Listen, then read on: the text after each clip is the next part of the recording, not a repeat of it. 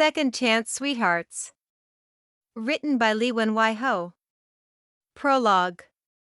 One line, one line. Please, let it be one line. Missy Clark's throat constricted as she murmured the same two words over and over. One line, one line. The saying became like a mantra as the seconds passed. What she should have been doing was praying. She needed a miracle, one that could only be answered from above. But it had been so long since she'd talked to God, she wasn't sure how to do it anymore. Maybe if she believed with all her heart there was only one line, she would only see one when she opened her eyes. Ding! A timer sounded. Missy took a deep breath and lifted her lashes. She shut off her cell phone and rose from the toilet seat cover she'd been sitting on. It was time for her sentencing. Time to find out if she'd get off scot-free or face the consequences of her decisions from the past few years. She walked across the cold tile floor to the sink. The reflection in the bathroom mirror stared back at her, causing her to gasp. Missy hardly recognized herself. Her wavy brown hair and the light sprinkling of freckles along her cheeks were familiar, but her hazel eyes were those of a stranger. Someone fearful and hopeless and broken. A bruised reed he will not break, and a smoldering wick he will not snuff out. Missy blinked. What was that? She held her breath, waiting for the long-forgotten scripture verse to come to mind again. A bruised reed, that's exactly what she felt like. She also had the wounds to prove it, though they were well hidden. During the past year, she'd become so skilled at applying her makeup, she knew exactly what color concealer to use and when. A green-based concealer for new bruises, those caused by fresh blood leaking into the tissues near the surface of the skin. Next, a yellow-based concealer for bluish-purple bruises once a few hours had passed. Lastly, a lavender-based concealer for the green and yellow bruises in the final stages of healing. Apply, hide, repeat. She was a bruised reed on the verge of breaking. Missy gripped the counter to steady herself. Her right hand knocked into something hard, sending the object flying into the sink. She forced her gaze down and spotted the long plastic stick. It sat in the sink, flipped over, hiding the oval window which determined her fate. One line, or two? She needed to know. Picking it up by one end, she turned it over, then dropped it into the sink. Her knees buckled, and she slumped to the ground. Tears, so many tears, poured forth as sobs racked her body. The enormity of the situation fell onto her shoulders, crushing her with its weight. The test confirmed her worst fears. One line plus one line. Two lines. She was young, single, and pregnant, and now completely broken. Chapter 1. Missy. Sun Valley. Missy looked up at the sign welcoming her home. She stepped off the train that had taken her from her college town, away from the bustle of city life and the nightmares of the past few years. She never thought she'd say it, but it felt good to be home. Inhaling deeply, she breathed in the air she hadn't realized she'd missed. The summer air was warm and muggy, but there was also a freshness to it. A hint of sweetness from the nearby apple groves surrounded her, as did vast land. Gone were the tall buildings and concrete and noise of Austin. She was back in a small, sleepy Texas town, the town she had once longed to escape. She made her way over to a wooden bench, dragging two suitcases that held all her belongings. Wiping away a few beads of sweat along her forehead, she sat down and waited for her brother to arrive. She looked forward to seeing him again, even though he'd give her an earful once he found out the mess she was in. 7 years her senior, Mitch took great delight in living up to his older brother title. Missy had to admit he was a good brother. He'd been the only family to stay by her side when their mom passed from cancer and their father moved away soon after. Mitch had only been 19, but he'd taken on the parental responsibilities without a complaint. Missy didn't know how he'd done it. Here she was at age 23 and she didn't know if she could handle being a mother. She placed a hand on the flat plane of her stomach. She'd been doing that a lot lately, as the reality of her situation hit her more and more each day. It had been 2 months since her positive pregnancy test. 1 month since a doctor had confirmed her due date, December 1st. And 1 week since she'd told her boyfriend he would be a father. After that revelation, Brad had one of his worst episodes. Their relationship had started out well, or so she had thought. Handsome, confident, and doting, Brad was everything she wanted in a man. Until he became controlling, possessive, and angry, so angry. She tried her best to appease him, to do whatever she needed to do to keep the peace. Sometimes it worked, more often than not it didn't. Nothing she said or did brought back the man she fell for. She finally accepted this fact when he told her to pack up her bags. She had nowhere to go but back to Sun Valley. "I'm so glad you're coming home," Mitch had exclaimed over the phone yesterday. "You're welcome to stay with Susan and me and the kids for as long as you need to. Do you want me to drive into the city to get you?" "I can take a day off next week." "No, Mitch, I'll take the train," she had replied. "I'll be coming tomorrow." "Tomorrow? That's great, but what about your stuff?" he had asked. "Don't you need time to pack and move?" "I'll get it later. I just want to come home. Can you pick me up at the station at 2? "Of course." He paused. "Is everything all right, sis?" "We'll talk when I get back." "Thanks, Mitch," she'd replied and hung up before he could hear her cry. Missy's eyes grew hot again with fresh tears. She blinked them back, not wanting to cry on her first day back in Sun Valley. She'd cried enough in Austin. First, from homesickness when she'd arrived for college, then over her high school sweetheart when they'd broken up a few months later. When she met Brad, the tears had stopped for a while, until the yelling and hitting began. After that, the tears only fell when she was alone. Alone.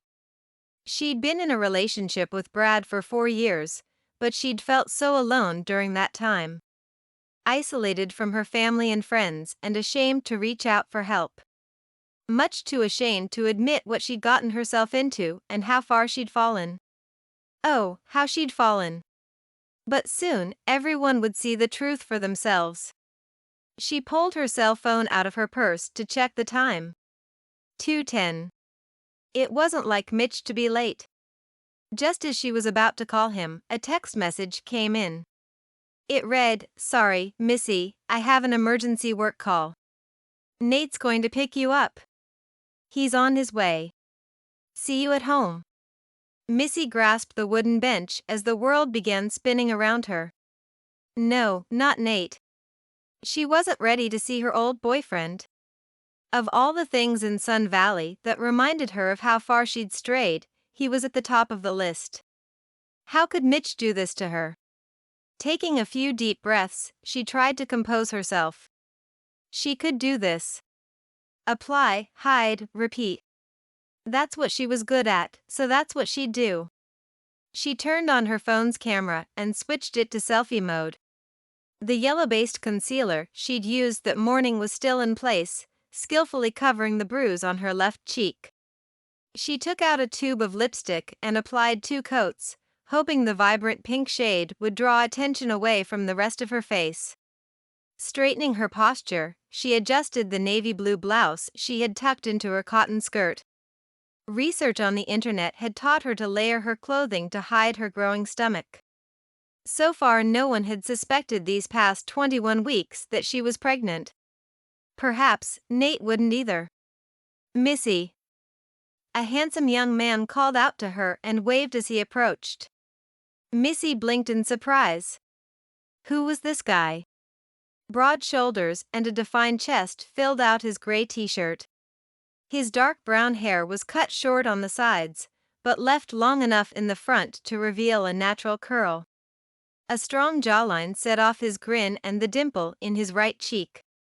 She inhaled sharply. There was no mistaking that dimple, the one she used to poke in good fun. "Aren't you a sight for sore eyes?" he exclaimed.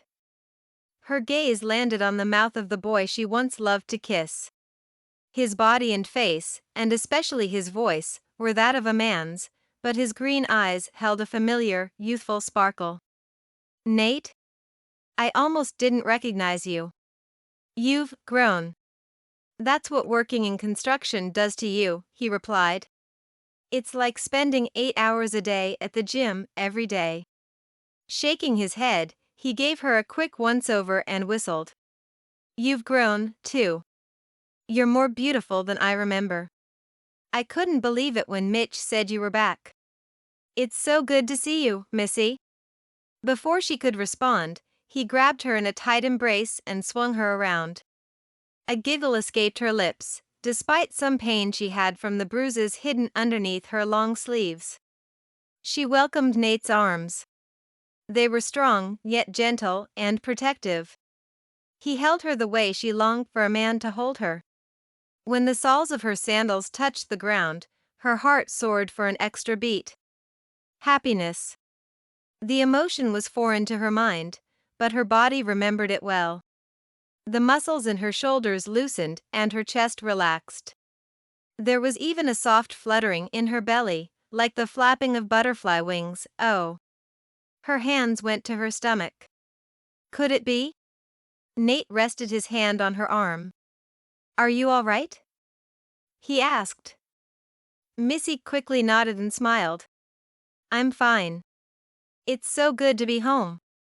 For the first time in a long time, she felt safe and content. It was such a luxurious feeling, she allowed herself to bask in it, from the top of her head down to the tips of her toes. Warmth flooded her whole being like the midday sun shining down on them. She was almost at peace, almost being the key word. As she'd come to learn, happiness was not a guarantee. One wrong choice could result in terrible consequences, and life would forever be changed in an instant. Even still, she made up her mind to enjoy this state for as long as possible, which frankly, was as long as she could hide her pregnancy. Chapter 2. Nate. Missy Clark. God had answered his prayers after all. It seemed like a lifetime since she left Sun Valley, when in reality it had been almost 5 years. But any amount of time without the love of your life seemed like an eternity. With Missy sitting beside him in his pickup truck, it was like old times again. He glanced over and sucked in a breath to see her wavy brown hair blowing in the breeze coming from the open window. She was as gorgeous as ever, even more so than before. Her figure was now that of a woman's with curves in all the right places. And the color of her lips, wow. She never wore makeup before, but he could get used to it. He liked this new sophisticated and mature Missy. He only hoped she still had room in her heart for a small-town guy like him. After their initial greeting, Missy had turned quiet on their drive home from the train station. It had been years since they saw one another, so some awkwardness was to be expected. Nate hoped, however, to get back to where they'd been before she left. They had so much history together, he was sure they could rekindle a friendship at least. He cleared his throat and asked casually, "So, how long are you visiting for?" "Maybe through the weekend. You probably need to get back to school on Monday, right?" Missy laughed. "What's with all the questions? You've gotten nosier than my brother," she teased. "It must be a side effect of working for him." "I guess so," he chuckled. Being Mitch's right-hand man provided a steady income, but also someone to look over his shoulder, literally. "We never cut corners on a job because he watches us so closely. That's how we became one of the most sought-after crews in town. We even got a contract to build a block of new houses." "Did you now?" she exclaimed. She leaned her head against the frayed upholstery and faced him. "That's wonderful news. I'm glad you found your place here, Nate. Construction suits you." "Yeah, well, I may not be book smart like you," he replied, "but the good Lord still gave me some useful skills." Nate slowed to a stop at a traffic light. He turned and found Missy studying him with a disapproving look. It was the one she used to give him whenever he got down on himself after flunking a test. Which had happened a lot throughout his school years. What? I'm just speaking the truth. There's more to a person than his grades, she reminded him. You are smart, Nathan Dawson. You can fix most anything you get your hands on. Not everyone has that gift. He balked. You sound so sure about that. That's because it's the truth, she declared. Thanks for saying so. He let his gaze linger a beat before he fixed his attention back on the road and accelerated. Her tone was so confident, he believed her words. Come to think of it, he'd always believed Missy because she had always kept her word. She'd told him she'd be home from college every weekend to see him, and she'd taken the train back on Fridays after her last class and returned to Austin on Monday mornings. The arrangement had worked for a few months, until her grades began slipping. After that, she stayed on campus for weeks at a time to study. Weeks turned into months before they agreed to put their relationship on hold, trusting they would pick up once Missy graduated. Except, they hadn't figured on her meeting another guy. That had stung. Nate wondered if the brilliant pre-med student she'd met sophomore year was still in the picture. So, you didn't answer my question, he stated. Oh, yeah. Missy faced forward and crossed her arms against her chest. I'm back for good this time. His jaw dropped. For good? For longer than the weekend? You're sticking around. With each question, his voice rose in pitch, revealing his excitement. This was the best news he'd heard in a long time. There you go again with the questions. Shaking her head, she nudged him playfully with her elbow. Is every conversation with you going to be like this? I might have to rethink my decision to stay if it will be. Don't you dare change your mind, Lil Miss. He winced, surprised to hear his old nickname for her roll off his tongue. He was in trouble now. Missy hated being thought of as young or inexperienced. He supposed that's why she'd felt the need to venture outside their town to show everyone how grown-up she was. He snuck a look her way and grinned. As grown-up as Missy was now, she could still pout. Sorry, it slipped out, he apologized. Right. I never did understand how you gave yourself the name Nate the Great, while I got stuck with Lil Miss. It doesn't seem fair. He made a show of flexing his right arm, creating a mound of firm flesh at the cuff of his t-shirt. You got the beauty and the brains while I got the brawn. And the brains, too, Missy added with a determined tone. We settled that, remember? Okay, sure, he agreed. But what about the beauty? He ducked his head, pretending to be hurt. You don't think I'm good-looking? Oh, quit sulking, Nate. Even without a direct answer, her flushed cheeks said it all. Their eyes met briefly and a familiar warmth flooded his chest. The connection between them was still there and as strong as ever. Oh, how he longed to reach out and touch her, to pick up her hand and kiss it, like he used to do. But he stopped himself. So much had happened, so much time had passed. They weren't the same young kids from 5 years ago. He didn't want to get his hopes up, only to be disappointed again. For now, he was content just to have her around. I'm not sulking, especially when you're back to stay. Truthfully, this is one of the best days I've had in a long while. Me, too. She sighed, the long exhale surprisingly heavy. He wondered what that was about. The last time Missy had sounded so helpless was when her mom passed. She'd cried on his shoulder every day for a month, drenching his shirts with her tears. Sometime during that month, they grew from neighbors to something more. During their teen years, he'd done his best to be a source of comfort and strength for Missy. It seemed like she needed his friendship again now. Was that why God had brought her back? Nate. She exclaimed. You missed the turn. What? Pointing out the window, she added, Mitch's place is back there. Nate glanced in his rearview mirror and spotted a row of houses. He'd been so distracted by his thoughts, he had driven half a mile past her street. He quickly made a U-turn at the next stop sign. "I was just checking to see if you remembered," he joked, "seeing as it's been a while since you've been back." She quirked a brow. "It doesn't seem like much has changed though. It's still the same place I remember." "You haven't been downtown yet," he said. "There's a new frozen yogurt shop, Quick Licks." "Really?" She frowned. "Don't tell me it replaced Pie Face." Nate finished for her. He pulled up to a one-story house with a white picket fence and parked. "Yeah. That's the one thing you can guarantee won't stay the same in Sun Valley." Missy's face fell at the news. "I was so hoping for some of their pizza tonight." "Oh, well. Sorry to disappoint you," he said. He did hate seeing her upset, even if it was over something small like pizza. Was there anything he could do to cheer her up? Especially on her first day back. "Ben's Burgers is still around." "It's not the same," she answered. "Hey, how about the Old Corral? It's karaoke night. Now that we're of legal age, we don't have to sit outside anymore to listen to people sing. We can go in, have a drink, and sing ourselves if you like. What do you say?" She grinned. "Will you really sing if we go?" "Sure. What better way to welcome you home than to butcher a song for your pretty little ears to hear?" "I'm sure there are a dozen other ways, but it's a deal," she declared.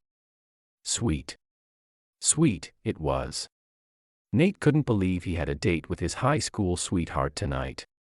Date might have been a generous word to use though. Either way, he was thankful to have Missy back in his life again. Chapter 3. Missy. Home sweet home. Missy stood on the front porch of her brother's home and took a deep breath. It had been fun having a light-hearted conversation with Nate on the way here. For a while, she had forgotten her cares. Being around Nate did that for her. If only he could be present whenever she needed him, like now. But facing her brother was something she had to do on her own. Steeling herself for the judgment waiting on the other side of the door, she wiped a sweaty palm on her skirt, then knocked. Fast footsteps approached and the door swung wide open. A dimpled, red-headed woman greeted her with a warm hug. "Missy. You made it," Susan, Mitch's wife, gushed as she ushered her inside. "You must be exhausted.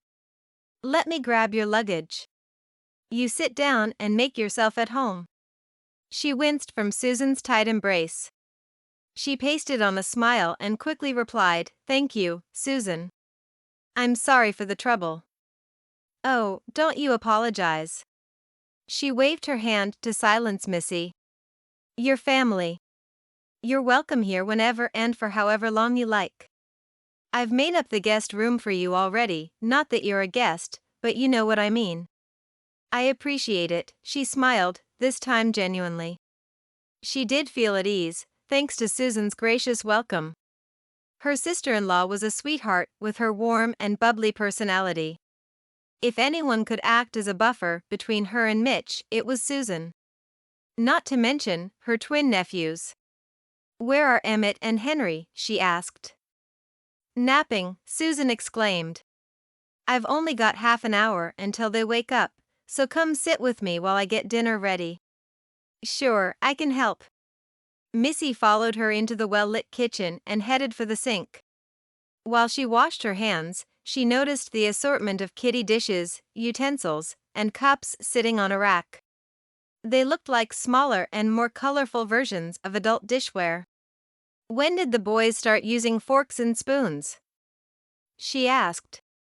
"You don't have to feed them anymore?" "As soon as they turned 2, they wanted to do everything themselves. It makes for messy mealtimes, but it's part of becoming independent. I can't spoon feed them forever." Missy gasped. "They're 2 already?" "They turned 2 last month." Susan handed her a dish towel to dry her hands on, then a bag of potatoes and a vegetable peeler. "We're making mashed potatoes. You know the drill." Missy's jaw dropped. "I missed their birthday," she exclaimed. "I'm a horrible aunt. I didn't even get them a gift." Susan settled herself on a stool at the counter and motioned for her to sit. "It's all right. Don't you fret about that. You being back here is enough for them. You should have seen their faces when they heard Aunt Missy was coming home. They'll be fighting to sit next to you at dinner time." "I can't believe I forgot," Missy stated. "It's not like me to forget." Missy dropped onto the stool and sighed. Actually, she did believe it. A month ago, even a few weeks ago, she'd been in the throes of all-day morning sickness. She'd been so nauseous, she had missed many of her nursing school classes. She also didn't have the energy to do laundry, cook, or clean. And when there had been no dinner on the table or clean clothes for Brad to wear, she shuddered at the memories invading her mind. "Are you all right, Missy?" Susan's voice broke through her thoughts. She blinked and saw her sister-in-law's brows furrow in concern. "Yes, I'm fine. Just tired, that's all. Why don't you go take a nap?" Susan suggested. "I've got this covered." "Are you sure?" "Yes, you go on now and get some shut-eye before the boys wake up and want to play with you." "Thanks," Missy nodded, her eyelids suddenly heavy. She made her way to the last bedroom down the hallway and plopped onto the twin-sized bed, falling asleep in a matter of seconds. When Missy awoke hours later, the last traces of daylight streamed in through the window across from her bed. The sky had turned beautiful shades of pink and orange. She marveled at the sight as another scripture verse came to mind, "The heavens declare the glory of the Lord." Shaking her head, she almost laughed. Funny how she hadn't thought of God for so many years, yet she remembered things about him. Or something inside her still did. The murmur of voices came down the hall. She rose and opened the door, bracing herself when she heard Mitch's hushed words. "Are you sure, Susan? How can you tell?" Susan's response was too soft for Missy to pick up, but she had a feeling they were talking about her. Her heart began pounding. Did they know? She placed a hand on her tummy where the area around her navel was slightly rounder than before. Only the gentle fluttering inside confirmed there was life growing inside of her. Sooner or later, however, she'd have to let Mitch and Susan in on the secret. And once she started showing, word would travel and the whole town of Sun Valley would know, including Nate. For some reason, that last thought disturbed her the most. She was sure there was no chance she and Nate would ever get back together. Too much time had passed and too much had happened. But she hated the idea of disappointing him, of him thinking less of her. Because he would. The kind of boy that Nate had been and the man she believed he was now would expect more.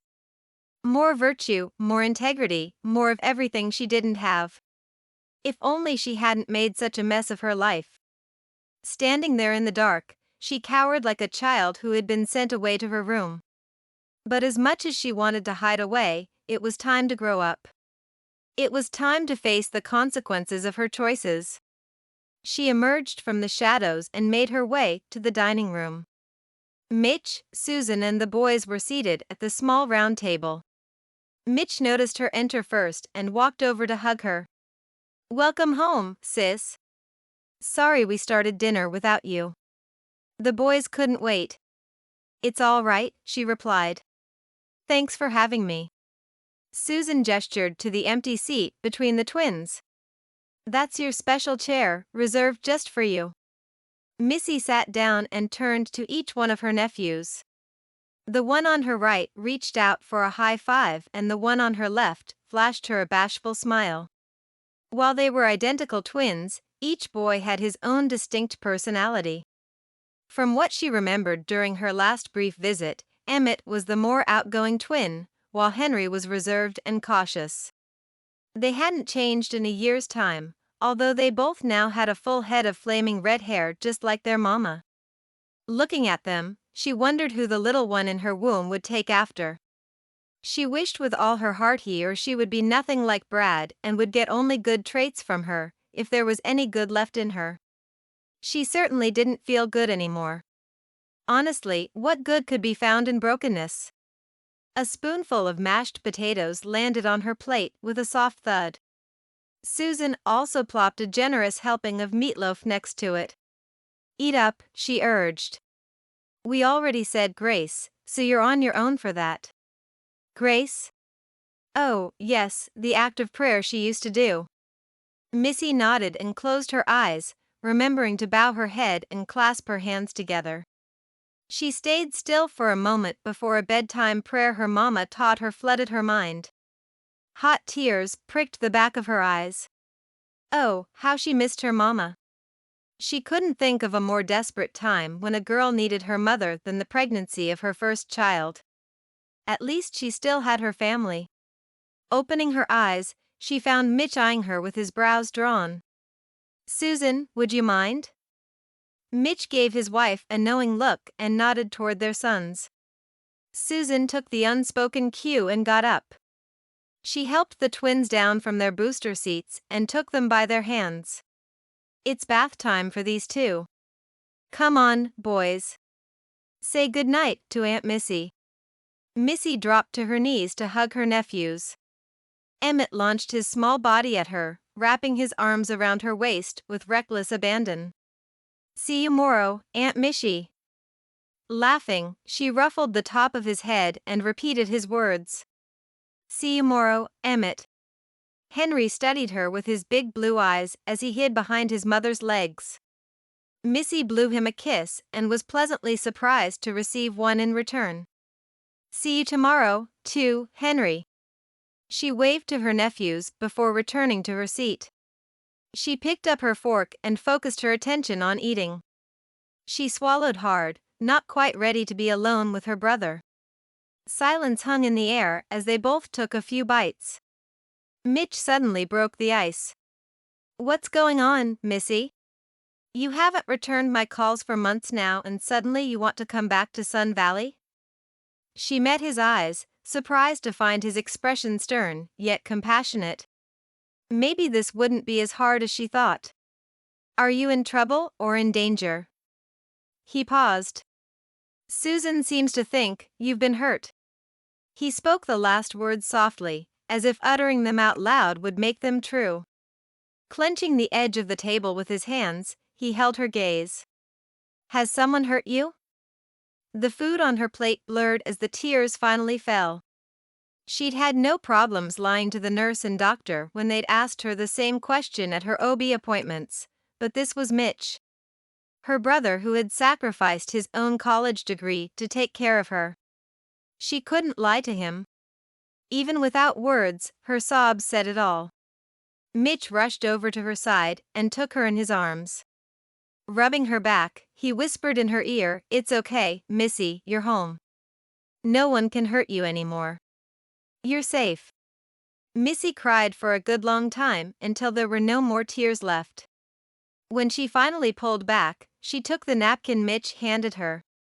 Traces of foundation and cover-up stained the white paper as she wiped her eyes, then her cheeks. It was time to tell her brother the whole story. She said a half-hearted prayer for his sake, that he would be ready to hear it. Chapter 4. Nate. Right on time.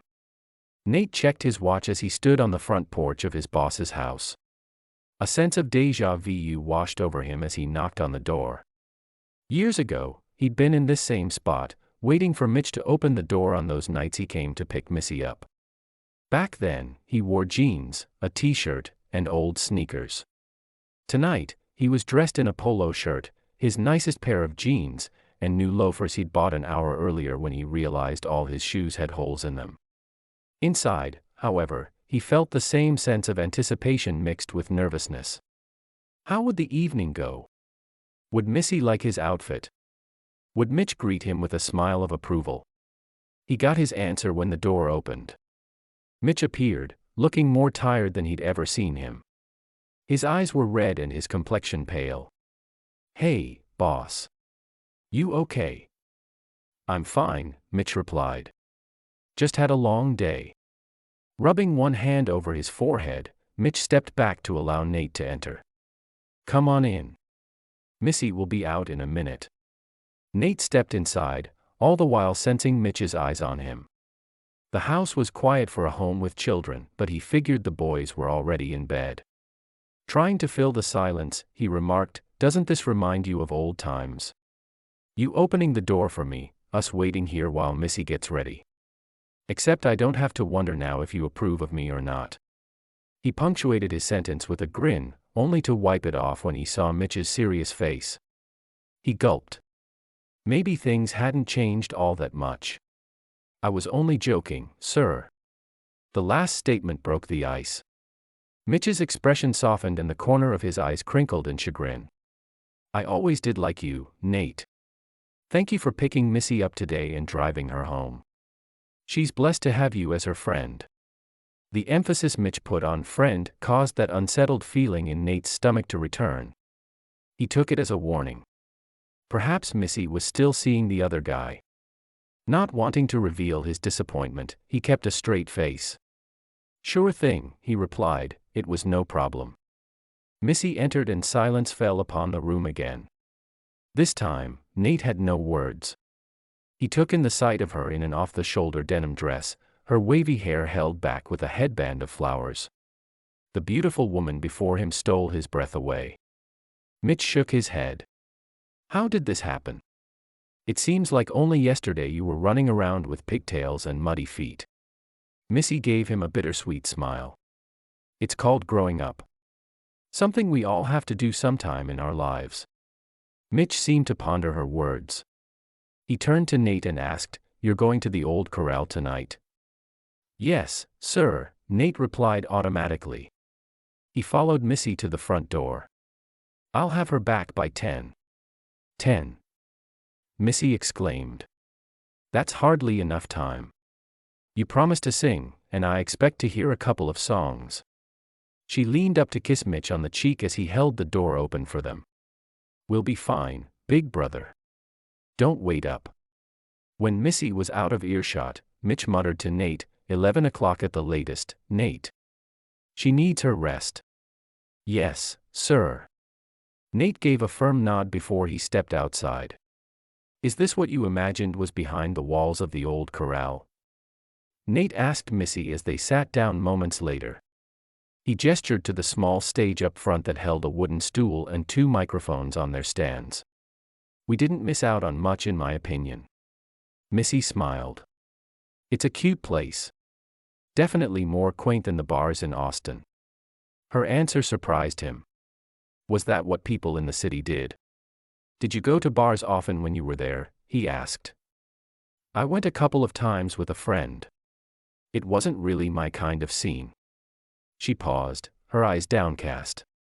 "Would it have been bad if I had gone often?" "No, of course not," he said. "I just didn't know if that was something city folks did for fun.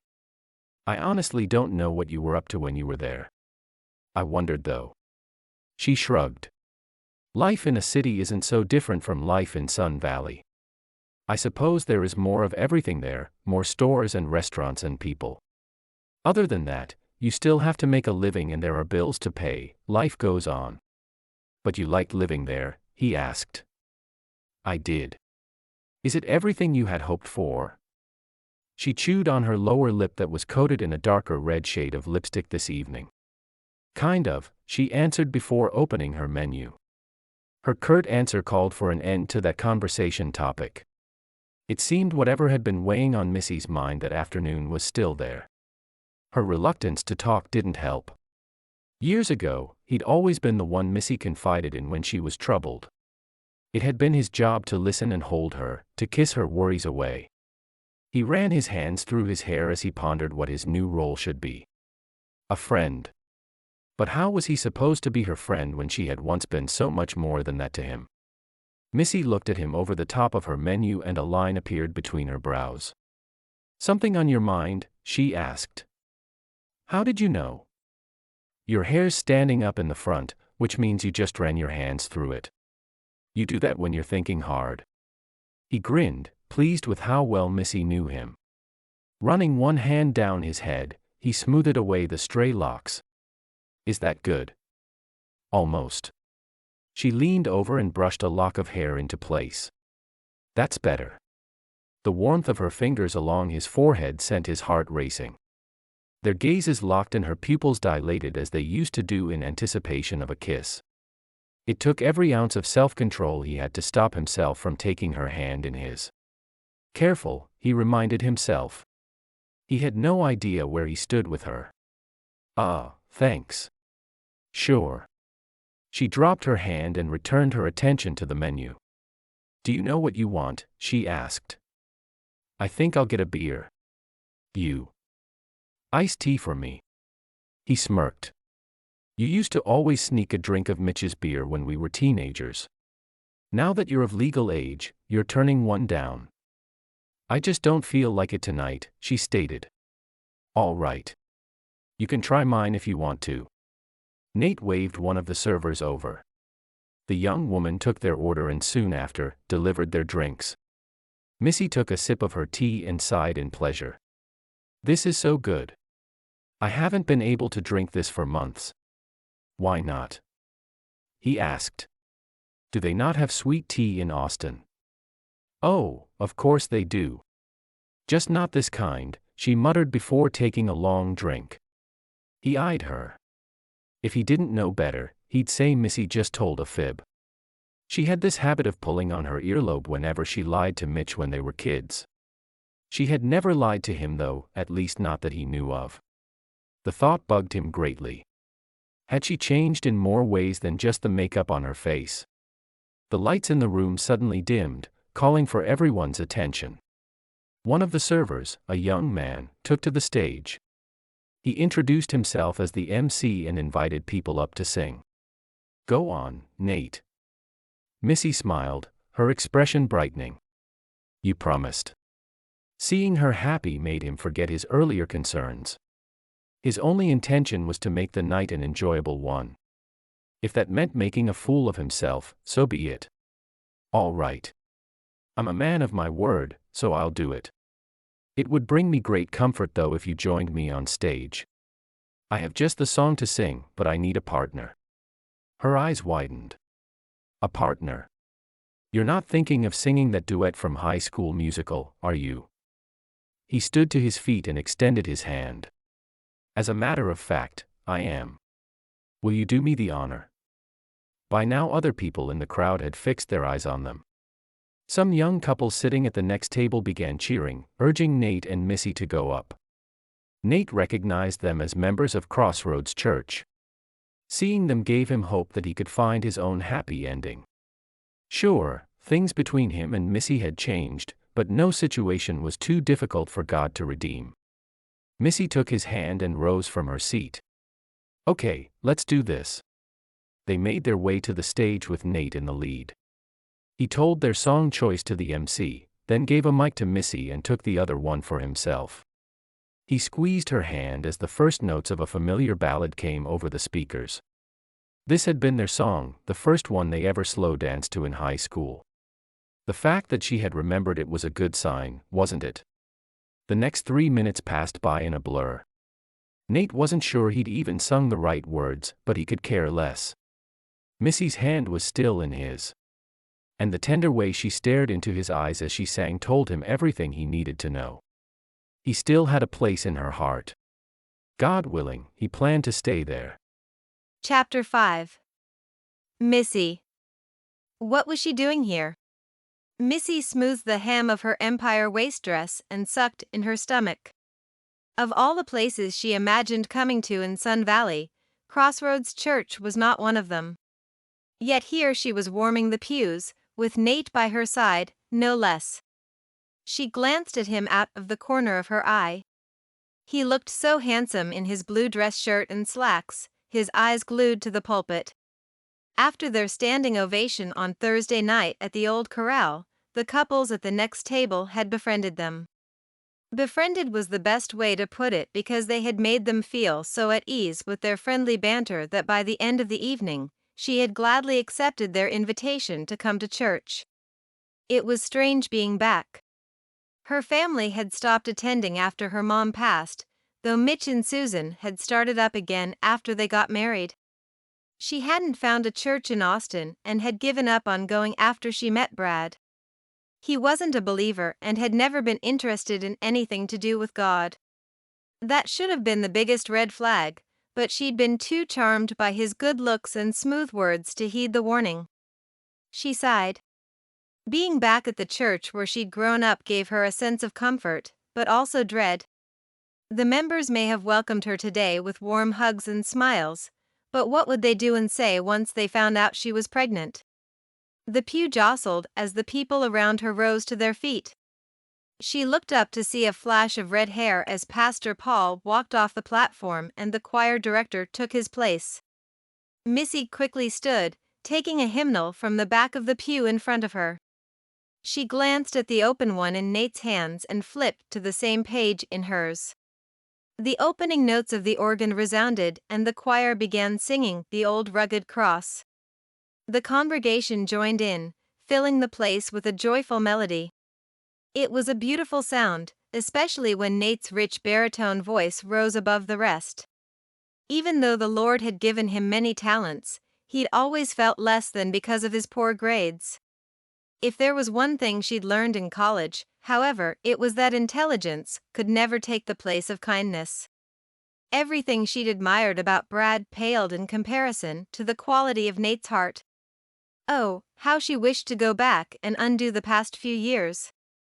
Knowing what she knew now, she'd never have left her small-town life, or given up her small-town guy. If only her life were like the choose-your-own-adventure books she read as a child. When she didn't like the path her choices led her to, she would go back to the beginning of the story and choose another. Given another chance, she would choose Nate. She had loved him as earnestly and purely as she knew how to in her youth. Even in her current state of brokenness, she felt a love for him unlike any other.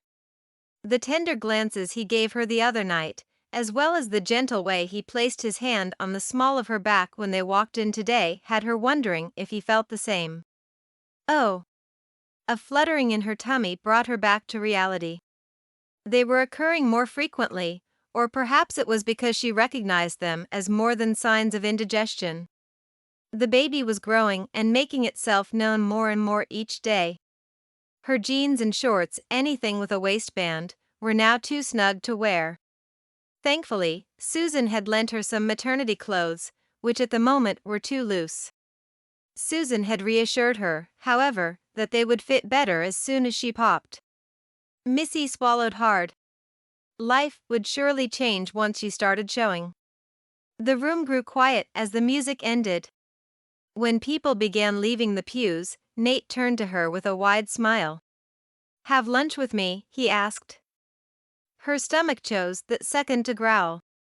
Her appetite had returned with a vengeance in the past few days, and she was finally eating enough for two.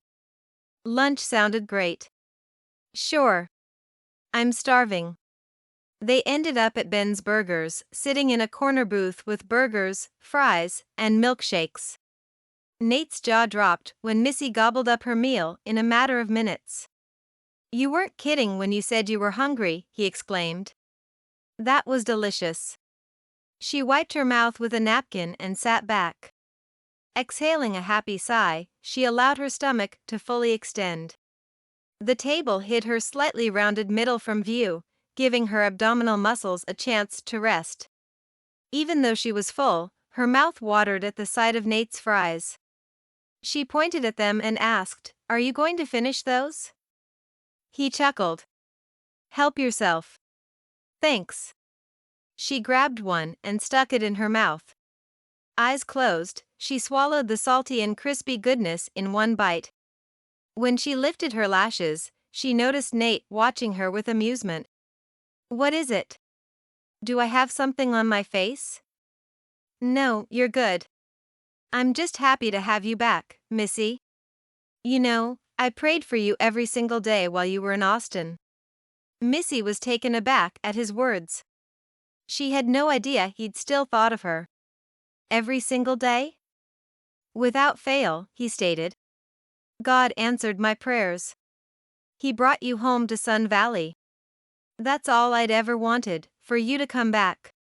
His green eyes shone in earnest, holding her captive with his gaze. Her cheeks warmed and she looked away, afraid her own eyes would reveal too much. Thank you for praying, Nate. I needed it more than you know. I wish I had done more though, he remarked. Maybe if I had gone to the city with you, found a job there, he shrugged. Maybe we wouldn't have wasted so much time. So many maybes. As much as she wanted to live in that imaginary world, she couldn't. They couldn't. It is what it is, she stated. There's no use talking about the past. We can't change it even if we wanted to. He nodded with certainty. You're right. It's like what Pastor Paul preached today. We shouldn't fret about things that have happened because God said He'll work everything out for good. Missy hadn't really listened to the sermon, she'd been too worried about what other people were thinking of her to pay attention. But she did recall the verse Nate was referring to from her Sunday school lessons. Romans 8 verse 28. You forgot the second half of the verse though. God works everything out for those who love Him and are called according to His purpose. Sure, he stated. It still applies though. Perhaps for him, but certainly not for her, not after how she disobeyed God. She simply nodded, not knowing what else to say. She was suddenly tired, so tired. Thinking about her past made the future seem all the more bleak. Nate, on the other hand, seemed undeterred and even more hopeful. His hand moved across the laminate table top to cover hers. He ran his thumb along her knuckles and smiled.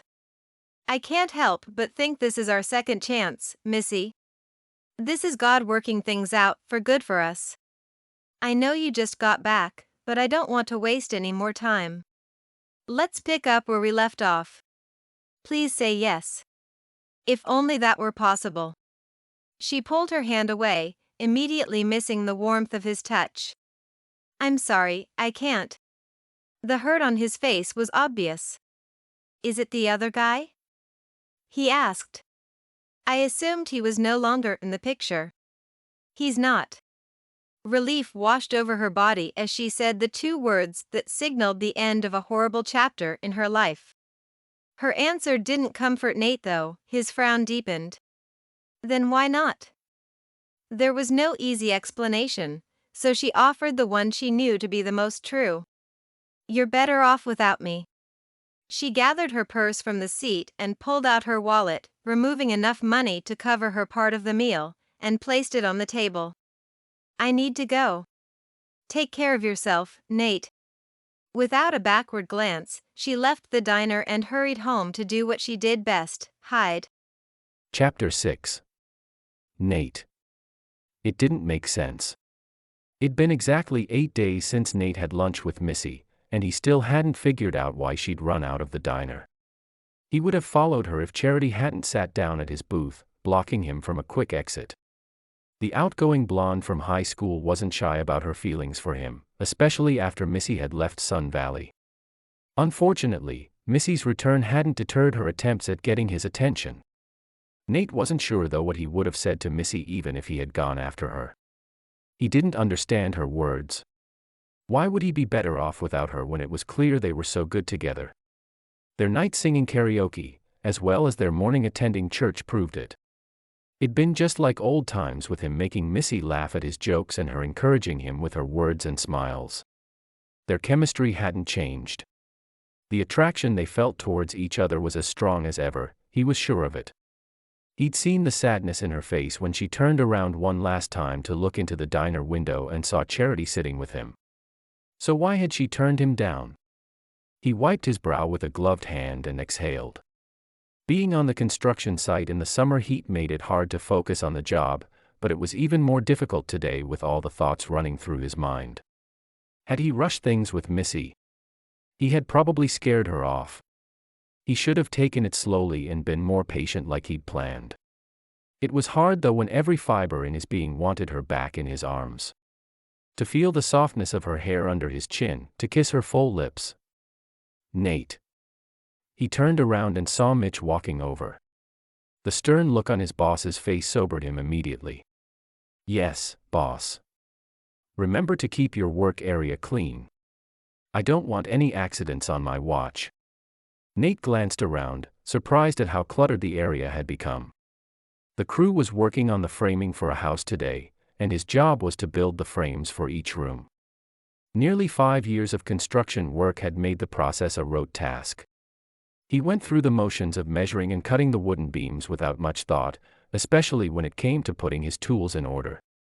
He tossed his tool belt aside earlier, knocking a hammer, pliers, and several screwdrivers loose. A circular saw lay on the ground to his right and a framing nailer on his left. The long cords of the electric-powered tool snaked around his feet.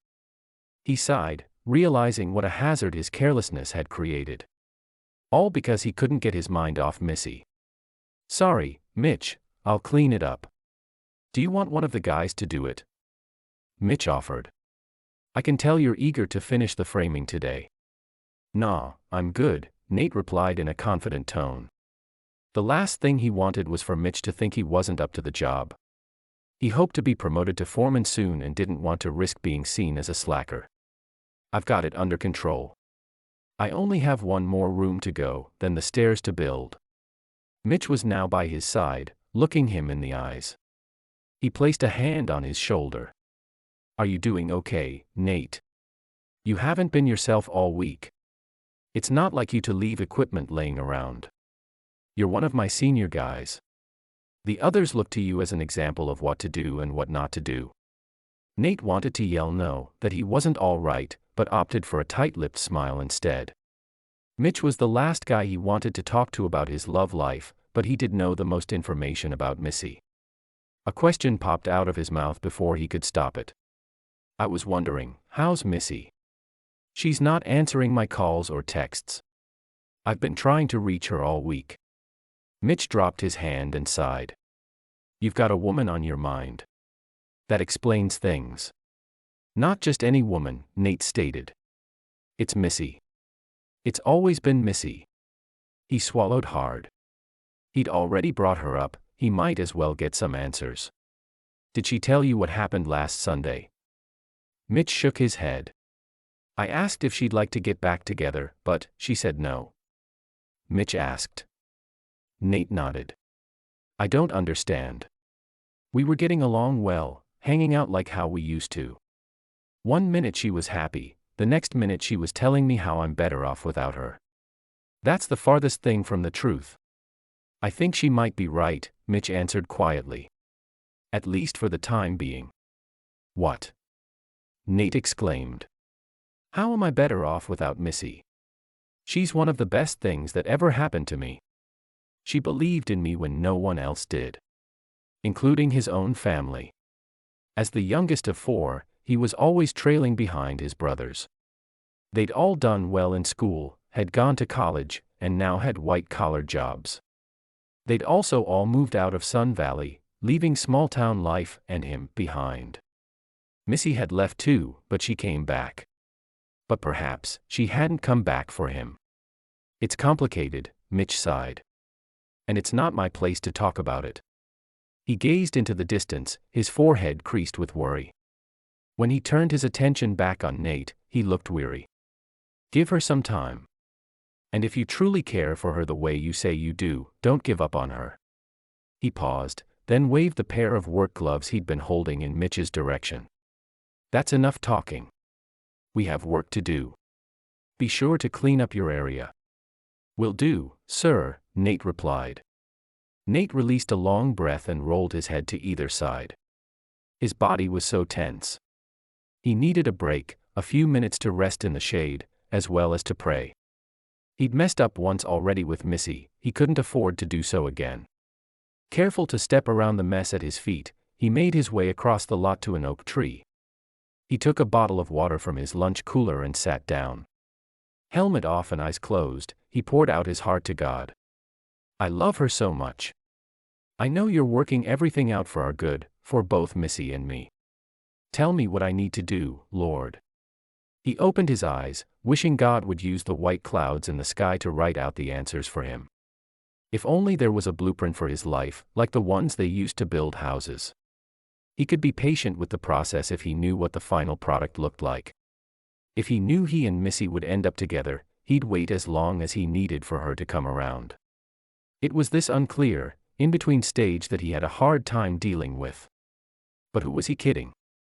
He'd already waited 5 years for her, what was a little more time? Strangely at peace, Nate finished off his water and rose to his feet. He placed his helmet back on and began walking back to the work site. His steps quickened, propelled by his new purpose. He would wait because Missy was worth waiting for. She was such an angel, his angel. The image of her sweet face came to mind, filling him with joy. A smile crossed his face and he felt like a teenage boy again, gangly, goofy, and in love. He moved like a teenager, too, because suddenly, his feet seemed too big for his body. He tripped over himself and began to fall, fast. In a split second, his hands shot out. Either his head or his hands would take the impact, and it was a no-brainer which one he'd sacrifice. As soon as his left hand hit the ground, however, he regretted the choice. A sharp pain shot through his wrist, immediately bringing him to his knees.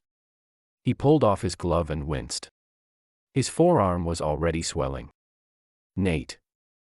Mitch was at his side in an instant, reaching down to help him up. What happened? Are you okay? Nate held up his injured wrist.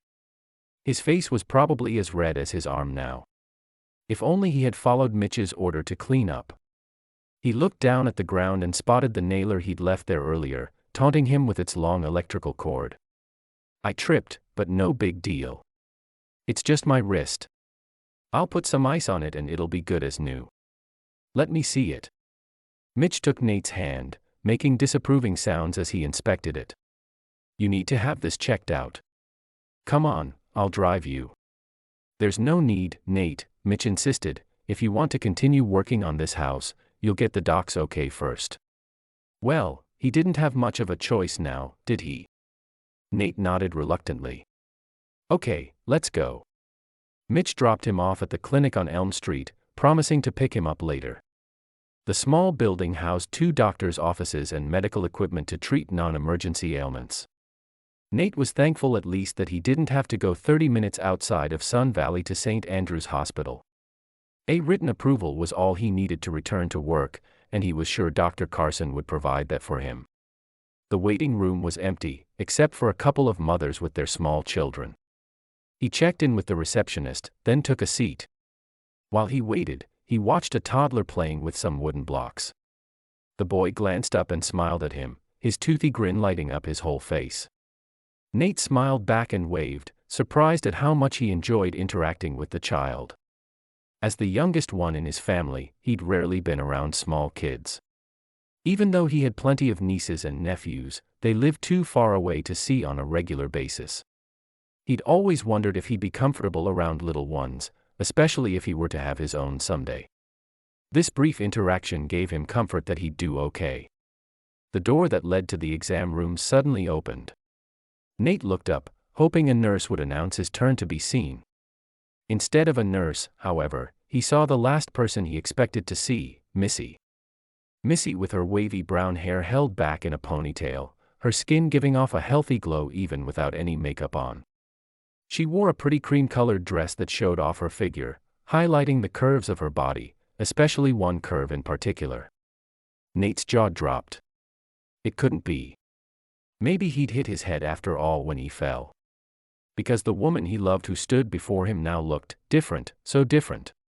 He blinked quickly, wondering if his eyes were playing tricks on him. Was it the shape of her dress?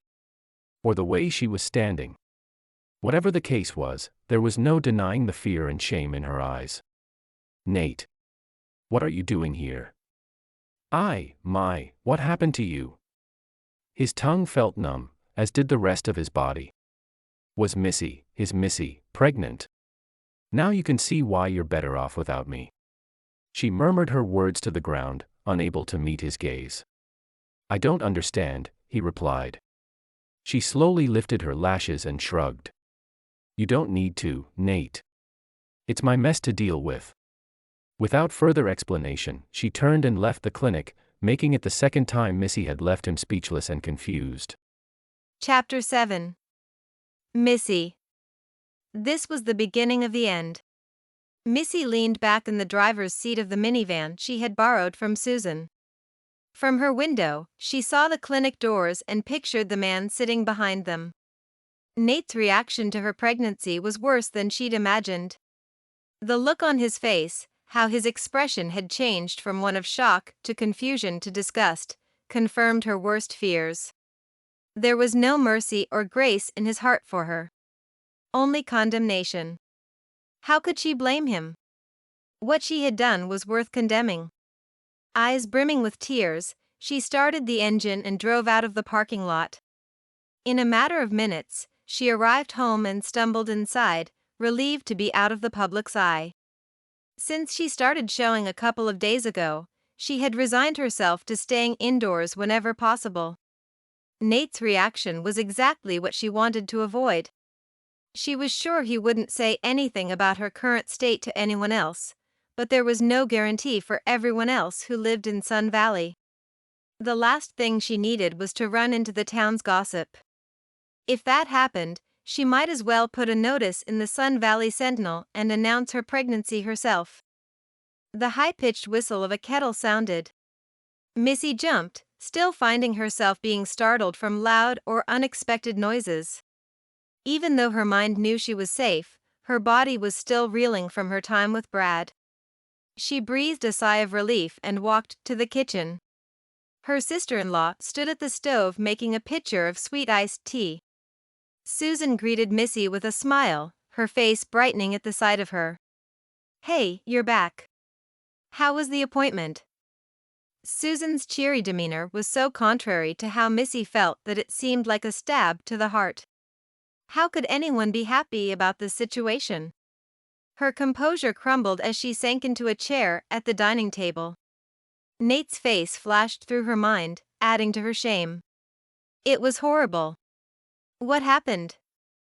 Susan took a seat next to her and clasped her hand. Is the baby okay? What did Dr. Carson say? The baby's fine. Missy paused to catch her breath. She chided herself for worrying Susan. She's fine. She? Susan exclaimed. You're having a girl? That's wonderful, Missy. It's going to be a nice change of pace having a little girl in the house. Her excitement quickly faded. If the baby's fine, what's wrong then? It's Nate, Missy stated. He was at the clinic and he saw me. She pointed to her round belly. He saw this. Oh my, that must have been quite a shock for you both. She gave Missy's hand a gentle squeeze. Did the two of you talk? Did you tell him what happened? I couldn't, Missy blurted out with angst. The look on his face, I can't imagine what he must think of me. We had pledged to save ourselves for marriage. The whole time we were dating, he never pressured me. He was so kind and patient, always putting God first in our relationship. Why did I give that up? What we had was perfect, and I threw it all away. Her lips quivered as the stark reality of her circumstances sunk in. I deserve what happened to me. What are you talking about? Susan asked. What Brad did, maybe it was my punishment for taking Nate for granted. Susan took her by the shoulders, meeting her gaze head-on. Don't you ever think that? No one deserves what that man did to you. He was a coward for taking his anger out on you, while you were pregnant with his child, no less. It was not your fault, Missy. She shrugged helplessly, shaking free of Susan's grasp. As much as she wanted to believe her, she couldn't help but feel guilty. No one forced me to move in with him, Missy stated. No one forced me to stay. It's not that simple, Susan remarked. You were operating under fear. I know how it is. It took my mom almost a decade to get out of her abusive relationship. Then it took almost as long for her to change what she thought of herself. Let go of the guilt, Missy. You didn't make him hurt you. Missy shook her head. I am guilty. I disobeyed God, and I'm paying the consequences. Did you forget God is about the business of redemption? Susan asked. That's the very reason Jesus came to earth and died for us. God knew we'd mess up, But he also provided us a way out of our sin. He's forgiven you, you need to forgive yourself. Forgive herself? How could she forgive herself when she'd messed up her whole life? Not only her own, but her child's as well. She swallowed hard, remembering the conversation she'd had with one of the nurses at the clinic. I'm going to give the baby up. Susan's eyes widened. What? For adoption. I can't raise her by myself. She deserves to have a stable home with a father and a mother who love her and can provide for her. But, Missy, are you sure? Your brother and I are here to help you, both of you. We have all the twins' baby stuff saved. You won't have to buy a thing, well, except for some clothes if you don't want her in blue all the time. I'm sure there are several families at church who would be happy to give you some girl clothes. Susan, please stop, Missy urged. That's another reason why I can't keep her. If she grows up in Sun Valley, rumors will follow her around for the rest of her life. I don't want that for her. Now hold on a second, Susan balked. You're jumping to conclusions.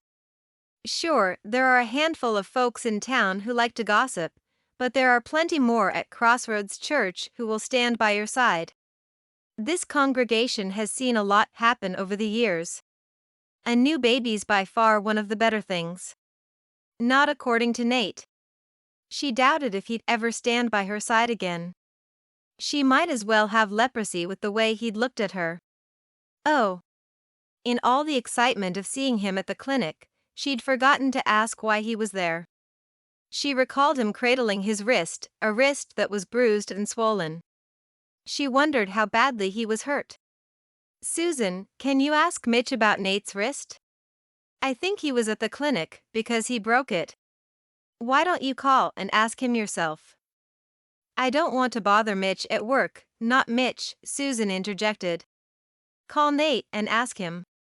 He doesn't want to hear from me, Missy lamented. Missy, you two have been friends for a long time. You care for each other. That doesn't just go away because of a bump in the road. Susan smirked at her word choice. I didn't mean that literally. As if on cue, the little one in her womb began moving. Missy placed one hand on her belly over the area where she felt some slight twitches. Is the baby moving? Susan's delight was so contagious, Missy found herself smiling as well. Yes, she is. Well, you know what that means, don't you? Huh? It's time to call Nate, Susan declared. Your daughter wants a daddy. Missy's jaw dropped. Her sister-in-law was something else, several things she would be considerate enough not to say out loud. As much as she would love to have a future and even a family with Nate, it was not meant to be. She'd lost that chance long ago, and this was one consequence she'd have to accept. Chapter 8. Nate. What was he doing here? Nate swallowed a spoonful of ice-cold frozen yogurt and squeezed out a smile. Across from him at the small round table sat Charity, chatting away like a non-stop jackhammer. Her bright smile told him she didn't seem to notice he was only half listening, mindlessly nodding every now and then. Oh, how he regretted accepting her invitation to join her today. It had seemed like an easy choice, especially when she'd cornered him in the church pew as soon as service ended. But this date, he was sure she saw it as a date, was a bad decision when his heart still belonged to someone else. 6 weeks had passed since that fateful day he ran into Missy at the doctor's. 6 weeks during which he'd wavered back and forth between calling her or moving on. His heart told him to reach out because there had to be some good explanation for her pregnancy. Apart from an immaculate conception, however, he didn't want to consider any other reasons.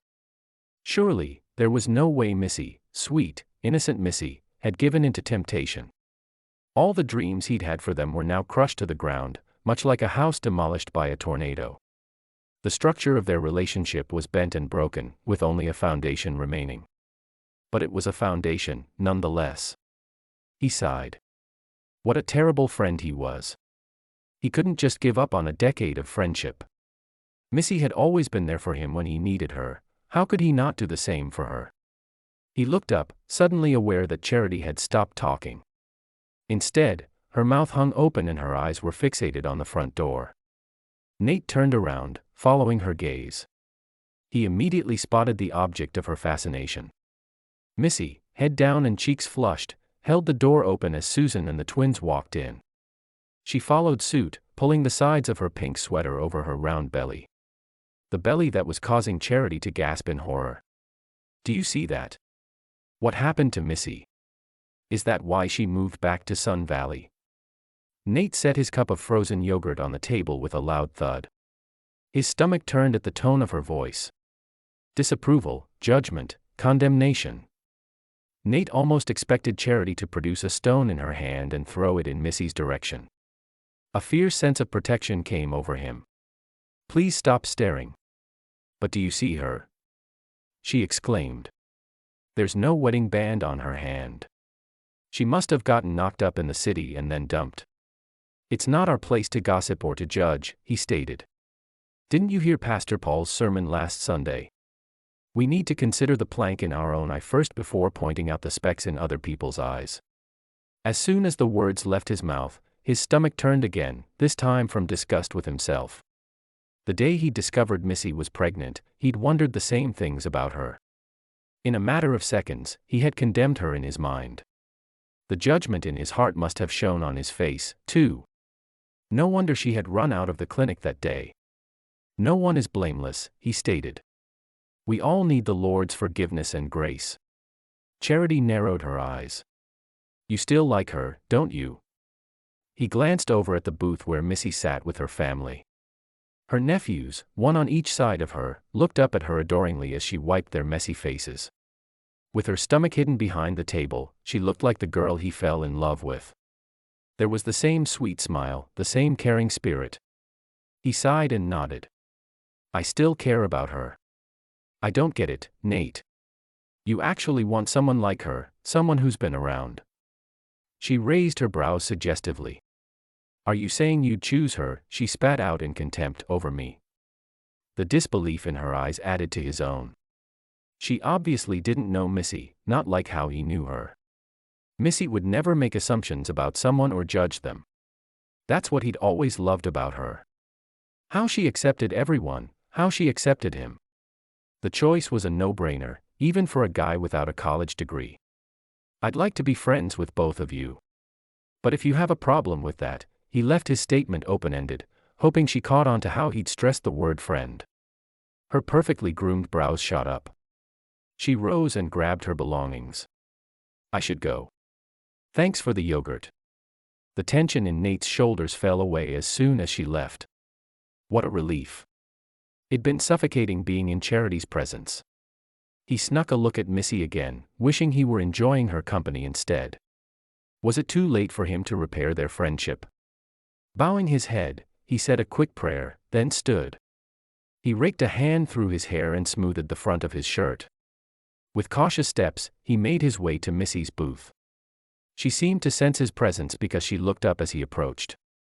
Fear flickered across her face, and her eyes darted around the shop as if looking for a way to escape. Nate waved, hoping his smile wasn't as forced as it felt. "Hi Susan, Missy, boys. It's a great day for frozen yogurt, isn't it?" Susan greeted him with enough enthusiasm for the whole table. "Nate. How nice to run into you here. Boys, move on over and make some room for Uncle Nate." "No need," Nate replied, "I already finished eating. I just stopped by to say hi." As much as he wanted to stay, he didn't want to force his way back into Missy's life. It would also be easier to talk to her without Susan and the boys around. Susan seemed to read his mind. She gathered up their empty yogurt cups and used napkins and threw them away in the nearby trash can. Motioning to her sons, she called for them to follow her. "Actually, it's a good thing you're here. I completely forgot I needed to pick up some, potatoes for dinner. You don't mind taking Missy home, do you?" "Susan." Missy's cheeks flushed. "I can go with you, thanks Nate." Susan called over her shoulder as she rushed the twins outside.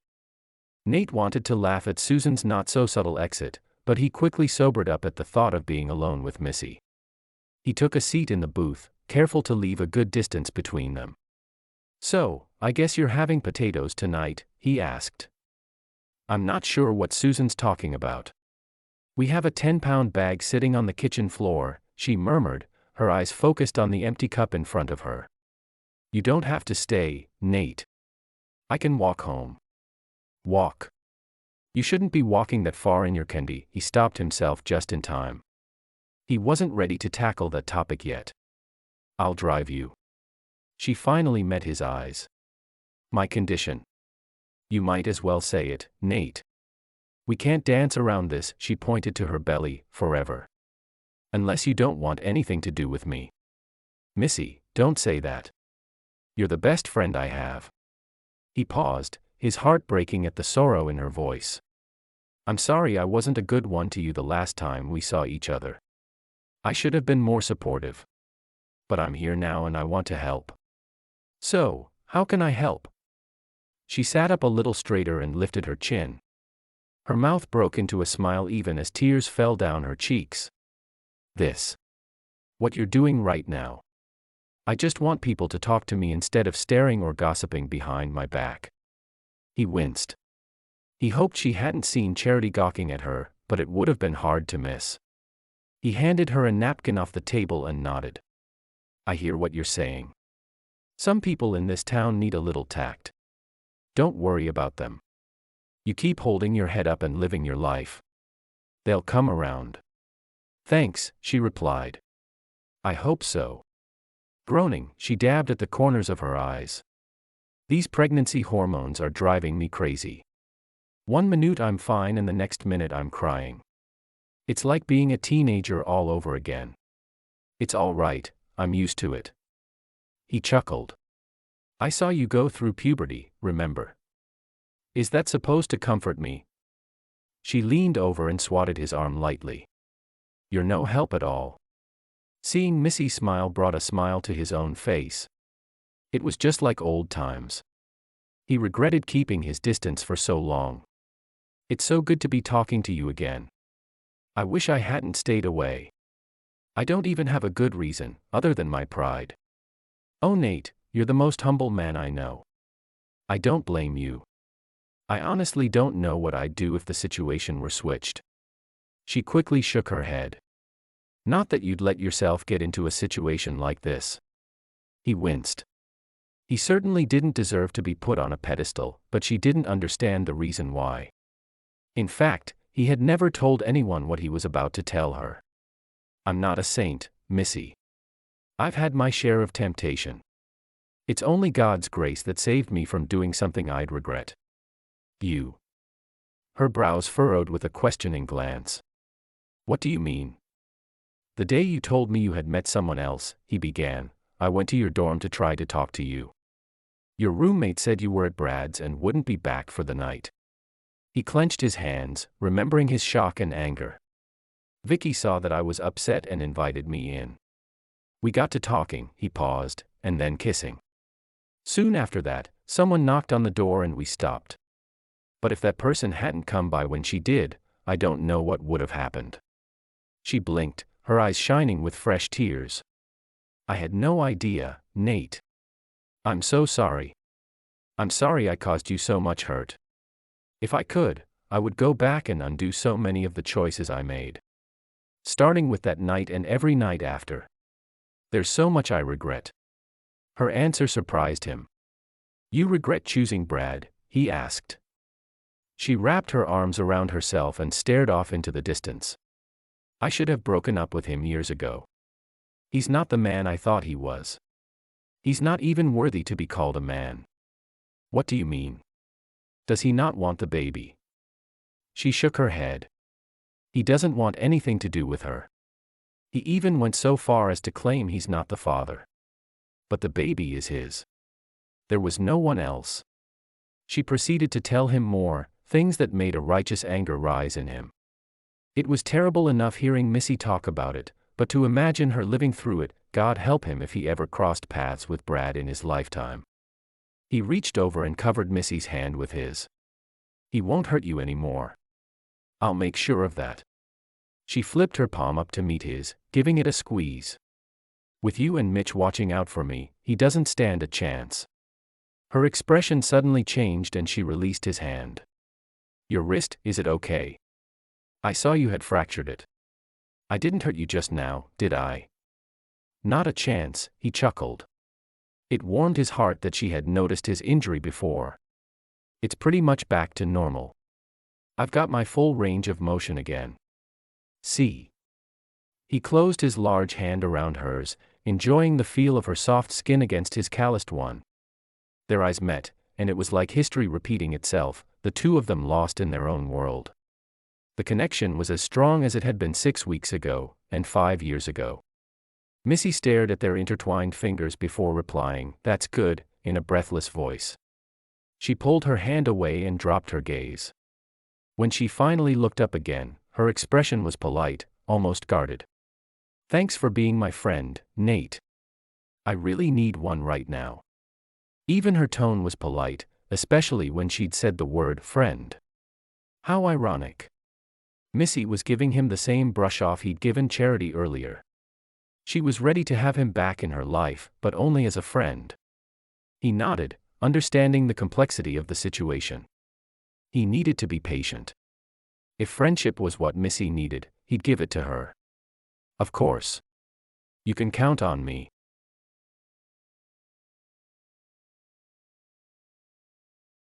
Chapter 9. Missy. Good ol' Nate. He had kept his word to be a friend to her, and what a good, faithful friend he was. Ever since that day at Quick Licks when he had shown her grace, Missy had felt lighter. Surely, it was an emotional lightness, because the rest of her was ballooning in size. Now in her 7th month of pregnancy, she had gained 20 pounds and could no longer see her feet from a standing position. Most nights, she had trouble sleeping due to heartburn and frequent bathroom trips. She was bone-tired during the day, but still more hopeful than she'd been in a long time. Even a little less broken, if that were possible. She wouldn't say she was back on track with God, but at least she was thinking about him again. With Nate by her side, she'd gone to see Pastor Paul to ask for his help in returning to Crossroads Church. He'd also recommended a counselor for her to see who was helping her process through the fears she had from her relationship with Brad. It would be a long road to recovery, but she was finally on the right path. Appropriately enough, the sermon Pastor Scott gave on her first Sunday back was on John 8, the passage about the woman caught in adultery. She had tears in her eyes when she heard Jesus' words in verse 11, "Neither do I condemn you." That truth was easier to swallow when several members of the congregation came over to greet her after the service. Having the tangible hands of the body of Christ embrace her in all her sinfulness was overwhelming. She was humbled and oh so grateful. Today, she was overwhelmed again, but in a different way. She'd made an appointment to meet with a caseworker at a Christian adoption agency outside of town. After filling out the necessary paperwork, she received a 2-inch thick binder to look through. Page after page, she flipped through countless profiles and letters from couples waiting to adopt. It was a daunting task, picking a family for her baby. She sighed, her neck sore from poring over the details on each page. Names, ages, educational backgrounds, professions, even hobbies and interests. There was so much to consider. What if she chose the wrong couple? How would she know which was the right one? A familiar, comforting hand rubbed her back. She glanced up to find Nate looking at her with concern clouding his eyes. Once again, he was by her side during a challenging time, always offering his support without complaint. "Hey, you don't have to make a decision today. You've got some time." "I know," she said. "But I'd feel better if it was settled." She surprised herself at how matter-of-fact she sounded, as if she were talking about which milkshake she wanted to order at Ben's Burgers. It helped that she tried not to think of the baby as hers. She wasn't fit to be a mother, much less worthy to be one. But the faces staring back at her in the photos in the binder? These men and women deserved to be parents. "I don't get it, Nate." Why did God allow me to get pregnant, but not these women? They're good Christian couples. It doesn't seem fair. I don't know why, he replied, but God has his reasons. We have to trust he's working everything out for their good, just like he's working them out for you. He brushed a lock of hair back from her face and tipped her chin up to face him. Are you sure you want to do this? You've got Mitch and Susan's support. So many folks at church want to help, too. What about raising Minnie, Miss, yourself? Missy's brows shot up. What did you say? Nate grinned. You're Lil Miss, so I figured I'd call her Minnie Miss. You like it? Please don't. His expression sobered at the edge in her tone. You don't like it? I can call her something else. Don't call her anything, she stated. Please. It makes her seem too real, too close. She shook her head, a lump growing in her throat. I don't want to get attached. It's easier if I don't. But Missy, it's natural that you do. You're her mother, Nate, stop. She shut the binder and stood up as fast as she was able. The office suddenly seemed too small, and her chest tightened, making it hard to breathe. She clutched the binder, wishing the hard plastic could shield her heart. The idea of giving up her own flesh and blood made her ache something terrible inside. She'd felt hopeless when she lost her own mother. How would her daughter feel about losing her? Or would she even care about her once she was placed with an adoptive family? As much as I want to keep her, I can't. She deserves so much more than I can give her. I don't have a job or my own place. I don't even have a husband.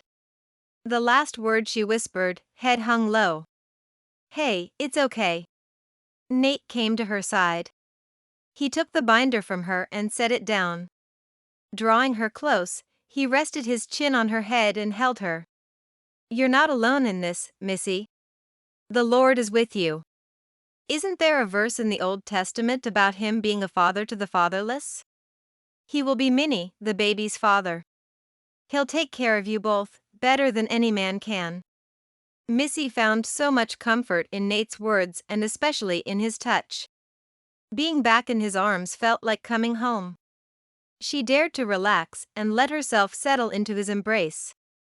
Eyes closed, she breathed in deeply and wrapped her hands around his waist. She recognized his masculine scent and the planes of his back, which were now defined by taut muscle. He was so strong and secure. Nate was everything she needed and wanted in a man. Only 5 years too late. She was more alone now than ever. And also more sure that adoption was the route to choose. The least she could do with her mistake was turn it into something beautiful and redemptive. If she couldn't have her happy ending, someone else would. Even if it broke her heart in the process. Pulling back, Missy opened her eyes and pasted on a smile. You're right. God will take care of the baby wherever she ends up. He'll provide the right family for her. I need to do my part and figure out which one it will be. Nate frowned. You're sure about this? He asked. Yes. She sat down again and opened the binder. Will you help me? I think you can hear God better than I can. Would you see if any of these couples stand out to you? Nate ran a hand through his hair and took a seat beside her. I don't know, Missy, I'm just a human like you. I don't have a special connection to God, at least not more than any other believer does. You're his child too. Well, we're not exactly on talking terms right now. I can't imagine him being too pleased with me after what I did, she confessed, her eyes downcast. I disobeyed him, Nate, and I got punished for it. Hey, don't say that, he remarked. He lifted her chin to meet her gaze. There was only sorrow and compassion in his eyes. This baby is not a punishment. She's a blessing. Every life is precious in God's sight. He's knitting her together in your womb. That's pretty amazing if you think about it. All her little parts are growing and coming together to form a person. Do you know what a great responsibility God has given you? He gave you this baby to take care of. It may only be for 9 months, but those are some pretty important months, wouldn't you say? A lump grew in Missy's throat. Nate's words sank into her heart in a way she couldn't deny. They were like a soothing balm, healing and mending the broken pieces of her soul. Her perspective of the situation had been so warped and broken that she had bought into lies. So many lies about herself and the baby. Now, hearing the truth from Nate's lips, she saw a glimmer of hope. The chains around her heart finally loosened. Gratitude rose in her chest, prompting her to grab Nate's hand. Thank you, dear friend. I needed that. His eyes widened at her touch. Of course. What would I do without you, Nate? It doesn't seem fair that God gave me such a good friend like you. I hardly deserve it. Especially after how she'd taken him for granted. She blinked back her tears, vowing to do all she could to return the favor. If there's any reason for me to start praying again, it will be to pray for you, that God will bless you as much as you've blessed me. You deserve to be happy. I am, Missy. I've never been happier since you came back to Sun Valley. Having my best friend back is all I need. She squeezed his hand before letting go. You're too kind. It's the truth, he replied. The smile he flashed her was so endearing. He was going to be an awesome husband and father someday, she was sure of it. Maybe it's true now, but one day you'll have a new best friend, and it'll be okay. That's part of growing up. A new best friend? He asked. Yeah, like Charity. Missy admitted it stung to contemplate Nate going out with another woman, but she would get over it. If it made him happy, she'd be happy, too. You guys are dating, right? What makes you say that? He exclaimed. Weren't you at Quick Licks together? He shook his head adamantly. That was a one-time thing. I'm not seeing her or anyone else. Oh, that's too bad. I thought she'd finally worn down your defenses, she chuckled. She's been after you since high school. No matter, I'm sure there are plenty of other girls who would love to go out with you. How about you help me find a couple for the baby, and I'll help you find a wife? Nate's jaw dropped. A wife? Yes, someone you can settle down with and have a family with, she replied. You can't live by yourself forever. You need someone to take care of you. He held her gaze, his expression pensive. There was a long pause before he answered, Why don't we stick to one thing at a time? Let's take a look at the binder again. She dropped the topic as Nate peered over her shoulder. Even if he didn't want to think about his future, she would start praying for him. And for herself, that she would be ready when he found the woman he wanted to spend the rest of his life with. Chapter 10. Nate. It was no use. Nate couldn't get Missy off his mind. A month had passed since he drove her to the adoption clinic, a month in which he'd been wrestling with his thoughts and desires. Going back and forth between what made sense and what didn't. His mind told him to go along with Missy's plan of finding him a wife, someone without the baggage she had. Yet, his heart wouldn't let him forget their past and how much she meant to him. To an outsider, it might not make sense as to why he would choose Missy. People still talked about her behind her back. One would have to be blind and deaf to not notice the raised eyebrows and hushed whispers in her presence. Rumors would likely follow her for a while, but he didn't care. In some strange way, having her dirty laundry aired for all to see made her more real and relatable. He'd always felt he could be himself around Missy, and it was even truer now. She seemed to embody God's grace in a way she hadn't before. She had a strength about her that was absent in her teenage years. Before, he had always been her rock. Even up until a few weeks ago, he'd driven her to places she needed to go. Lately, however, she'd declined his offers and done things on her own. She'd reassured him it was nothing personal, she just needed, in her own words, to be responsible for herself. He guessed his lil' miss was growing up. How did he feel about that? Proud, but torn. He wished she would rely on him and let him help her. He wanted to be a part of her life.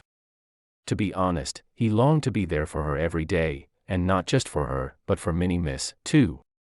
Ever since the day a few weeks ago when Missy had grabbed his hand off the steering wheel as he drove her home and placed it on her stomach, he'd fallen in love with the baby. "Do you feel that?" Missy had asked, awe in her voice. "Wow. She's a strong one." The baby's tiny foot kicking against his palm brought tears to his eyes. He'd never experienced anything like it. "Does it hurt?" "I can't imagine what it's like having someone kicking my insides." "Not at all," she stated. "Not even when she stays up half the night tap dancing on my bladder. I rather like it, actually. Feeling her move reminds me of God's grace to me. I get the privilege of bringing a person into the world. It may be one of the greatest things I do in my life." She grew quiet, her expression thoughtful. "I'm past the point of asking God why He allowed this to happen. I'm just glad He didn't give up on me. He's been taking the broken parts of me and making me whole again. I don't deserve His grace, but it's so abundant." "Have you ever felt that, Nate?" At the time, he'd simply nodded and replied, "I think so." Today, however, he could say with certainty that he knew so. God's grace was evident everywhere he looked. He stood at the open doors of Crossroads Church, jaw dropped in awe. The entire meeting room was decorated in multiple shades of pink. Pink streamers and pink balloons hung from the ceiling and walls, and pink tablecloths decked several long tables filled with food. It looked like someone had come and spilled several bottles of bright pink indigestion medicine all over the place. Nate glanced down at his jeans and black t-shirt, realizing how terribly unfestive he looked.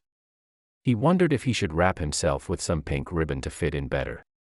At least the gift he brought was packaged in pretty pink paper. Maybe he'd drop it off and make a quick exit. A hand clamped down on his shoulder, erasing any thoughts of escaping from his mind. "Thank goodness you're here," a male voice whispered in his ear. "We need some more testosterone in this place." Nate turned to see Mitch wincing, a look of helplessness on his face. "Hey, boss. Am I glad to see you? Are we the only guys here?" Apparently, we're the only two guys in all of Sun Valley brave enough to attend a baby shower. What was I thinking? I should have stayed home with the boys. Missy doesn't even care that I'm here." "I doubt that," Nate replied. He spotted her sitting at a table surrounded by women deep in conversation. When she happened to glance in his direction, he caught her eye. Her face lit up with a bright smile. "See how happy she is. I'm sure she appreciates you coming." "I believe that smile's reserved for you," Mitch scoffed. "My sister never looks at me like that." Was Mitch serious? Nate sure hoped so. He liked the idea of being the source of Missy's happiness. "I'm going to go over and say hi." "You're leaving me alone?" Mitch asked. "You better come back." Nate didn't know whether to roll his eyes or laugh at the desperation in Mitch's voice, so he just nodded. He made his way over to Missy's table. He recognized several of the women around her as the ones who'd befriended them the night they sang at the old corral. He said a quick prayer, thanking God for providing some friends for Missy. "Let's make room for Nate," one of the women called out as he neared. Another pulled out a chair for him and set it down next to Missy's. "Have a seat." "Thank you, ladies, but I'm just stopping by to say hello. I can't leave my fellow man," he nodded towards Mitch, "alone for too long. Here, this is for you," he added, handing Missy her gift. "Thank you, Nate. I adore the pink bow. Did you wrap it yourself?" "I did," he replied. "Bought the materials myself, too. I have no idea what I'm going to use the rest of the pink paper for. I should have brought it here and used it as wallpaper," he joked. "Aren't all the decorations beautiful?" Missy gushed, giving the women an appreciative smile. "The girls did such a wonderful job. I'm so blessed." Nate saw the truth of her words in the bright sheen on her eyes. "It is beautiful. This is a wonderful shower you all have put together for Missy." "Thank you." The women balked at his praise. They stated how much they enjoyed throwing showers and how they couldn't decide if they liked baby showers or bridal showers more. Missy ducked her head at the mention of the latter, and Nate couldn't help but feel bad for her. When he attempted to steer the conversation back to all things baby, she lifted her lashes and gave him a small smile. His chest muscles twinged at the sight. He was Missy's superhero again, coming to her rescue. It was a good feeling, one he wished would last. Why couldn't it? The idea came to him, fully and powerfully, like an answer to his prayers from the past month. He would provide Missy with the family she longed for, both for herself and for Minnie Miss. It was a big commitment, he had to admit. Not only financially, but emotionally and spiritually as well. Was he ready to be a husband and father, the head of a household? Thankfully, he'd been blessed with a good, stable job. He had the means to provide for material things. As for everything else, well, he'd need to trust in the Lord to lead and guide him. He also had plenty of folks to talk to, his brothers and men at church, who would support him in his new roles. There would certainly be challenges ahead, but one thing was for sure, God had brought them this far and His grace would sustain them. He and Missy and Minnie Miss could have a future together, if she was willing. It was time to let her know. He had the perfect opportunity to bring up the idea when he drove Missy home later. Mitch, Susan, and the twins had left the shower early, leaving him to transport her and the gifts.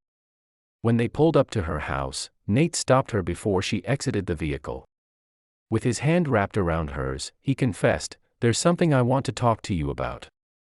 Missy pursed her lips in concern. "Is everything okay?" He took a deep breath, unsure of where to start. "You know how you couldn't decide on which couple to choose from the adoption binder? Maybe it's because you already have the perfect couple right in front of you." "What do you mean, Nate?" "Us," he stated. "You and me, Missy. We can raise the baby together." "What?" She looked at him like he was crazy. "I can't ask you to do that. You're supposed to have your own family one day. You can't take care of one that's not yours." "But I want to. I want to be there for you and Minnie Miss." With her hands resting on her round belly, she stared out the front windshield. Yellow, red, and orange leaves from the tree lining the sidewalk fell onto the hood of the truck. The moment was still and silent except for the rushing wind outside. When she finally faced him, her eyes were moist. "Nate, today was an amazing day. I never expected to be so accepted by the people at church. And now, you're like all the best toppings on top of my favorite flavor of frozen yogurt. You have truly shown me what a real friend is. And I'm so grateful, but no more buts." Feeling impatient, Nate cut her off. "I care about you, Missy." "I know you do," she replied. "But I don't want your pity, Nate, or anyone else to pity you. I don't want you to resent me or the baby one day for taking your life away." "You wouldn't be," he insisted. "You and Minnie Miss would be adding to it." He brought her hand to his lips and placed a kiss on it. "I love you, both of you." Her eyes widened. She shook her head and pulled her hand back. "I love you, too, which is why I have to say no." With those words, she slipped out of the truck and hurried quickly into the house. As the front door closed, Nate had the sinking feeling he just lost his best friend. Chapter 11. Missy. Could she do it? Missy sat on her bed with 2 laundry baskets beside her, one on each side. She held up a baby onesie and carefully folded it in half, then placed it in a pile of similarly sized clothing. There were so many outfits in shades of pink and purple and adorned with bows and ruffles. The baby would have more than enough for her first year. A year and a lifetime she didn't know if she'd be a part of. She rubbed the lower part of her stomach, attempting to ease the soreness from where the ligaments pulled at her taut skin. At 36 weeks pregnant, she was being stretched from the inside out, in more ways than one. Physically, yes, but even more so emotionally. Each time the baby kicked, turned, or hiccuped, her own heart ached with longing.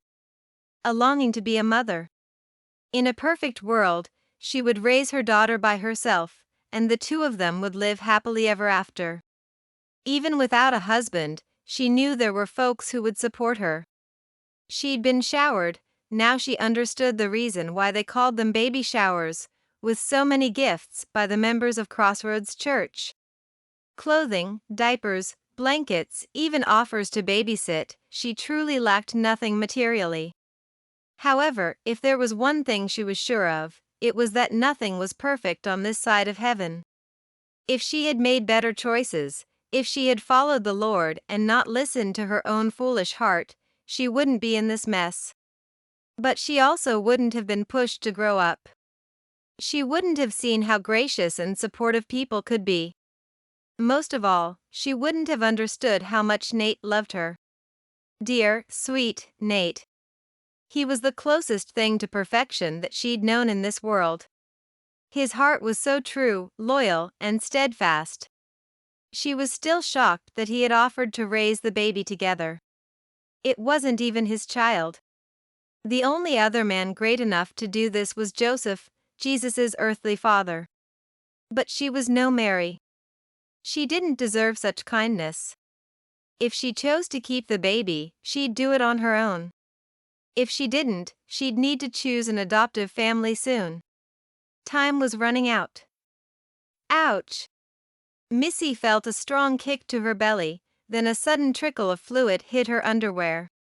She sighed, embarrassed to have wet herself again, but thankful she was home. Now that the baby was head down and nearing the birth canal, these incidents occurred more often than she liked. Breathing deeply, she eased herself off the bed and stood. More warm fluid gushed out, this time soaking through her pants. What was happening? This was much more than usual. She made her way to the bathroom down the hall, hoping all would be well after she emptied her bladder. No such luck. The fluid continued to come, and that's when Missy gasped. Her amniotic water had broken, and she was in labor. Panic set in, her heart pounding fast in her chest. It was too soon. She'd only finished half of the childbirth classes and hadn't toured the hospital yet. The only thing she had was a packed hospital bag, the first item she'd checked off her nesting list. Worst of all, the baby wasn't full term. So much could go wrong. She was at greater risk for infection and breathing problems and, no, stop. She wouldn't go there. She had to have faith. For whatever reason, God had given her this baby and he would take care of her. It was her job to get to the hospital. Missy changed out of her wet clothes and quickly cleaned up the mess she'd made. She picked up her hospital bag and rushed out to the living room where Mitch and Susan were on the couch watching TV.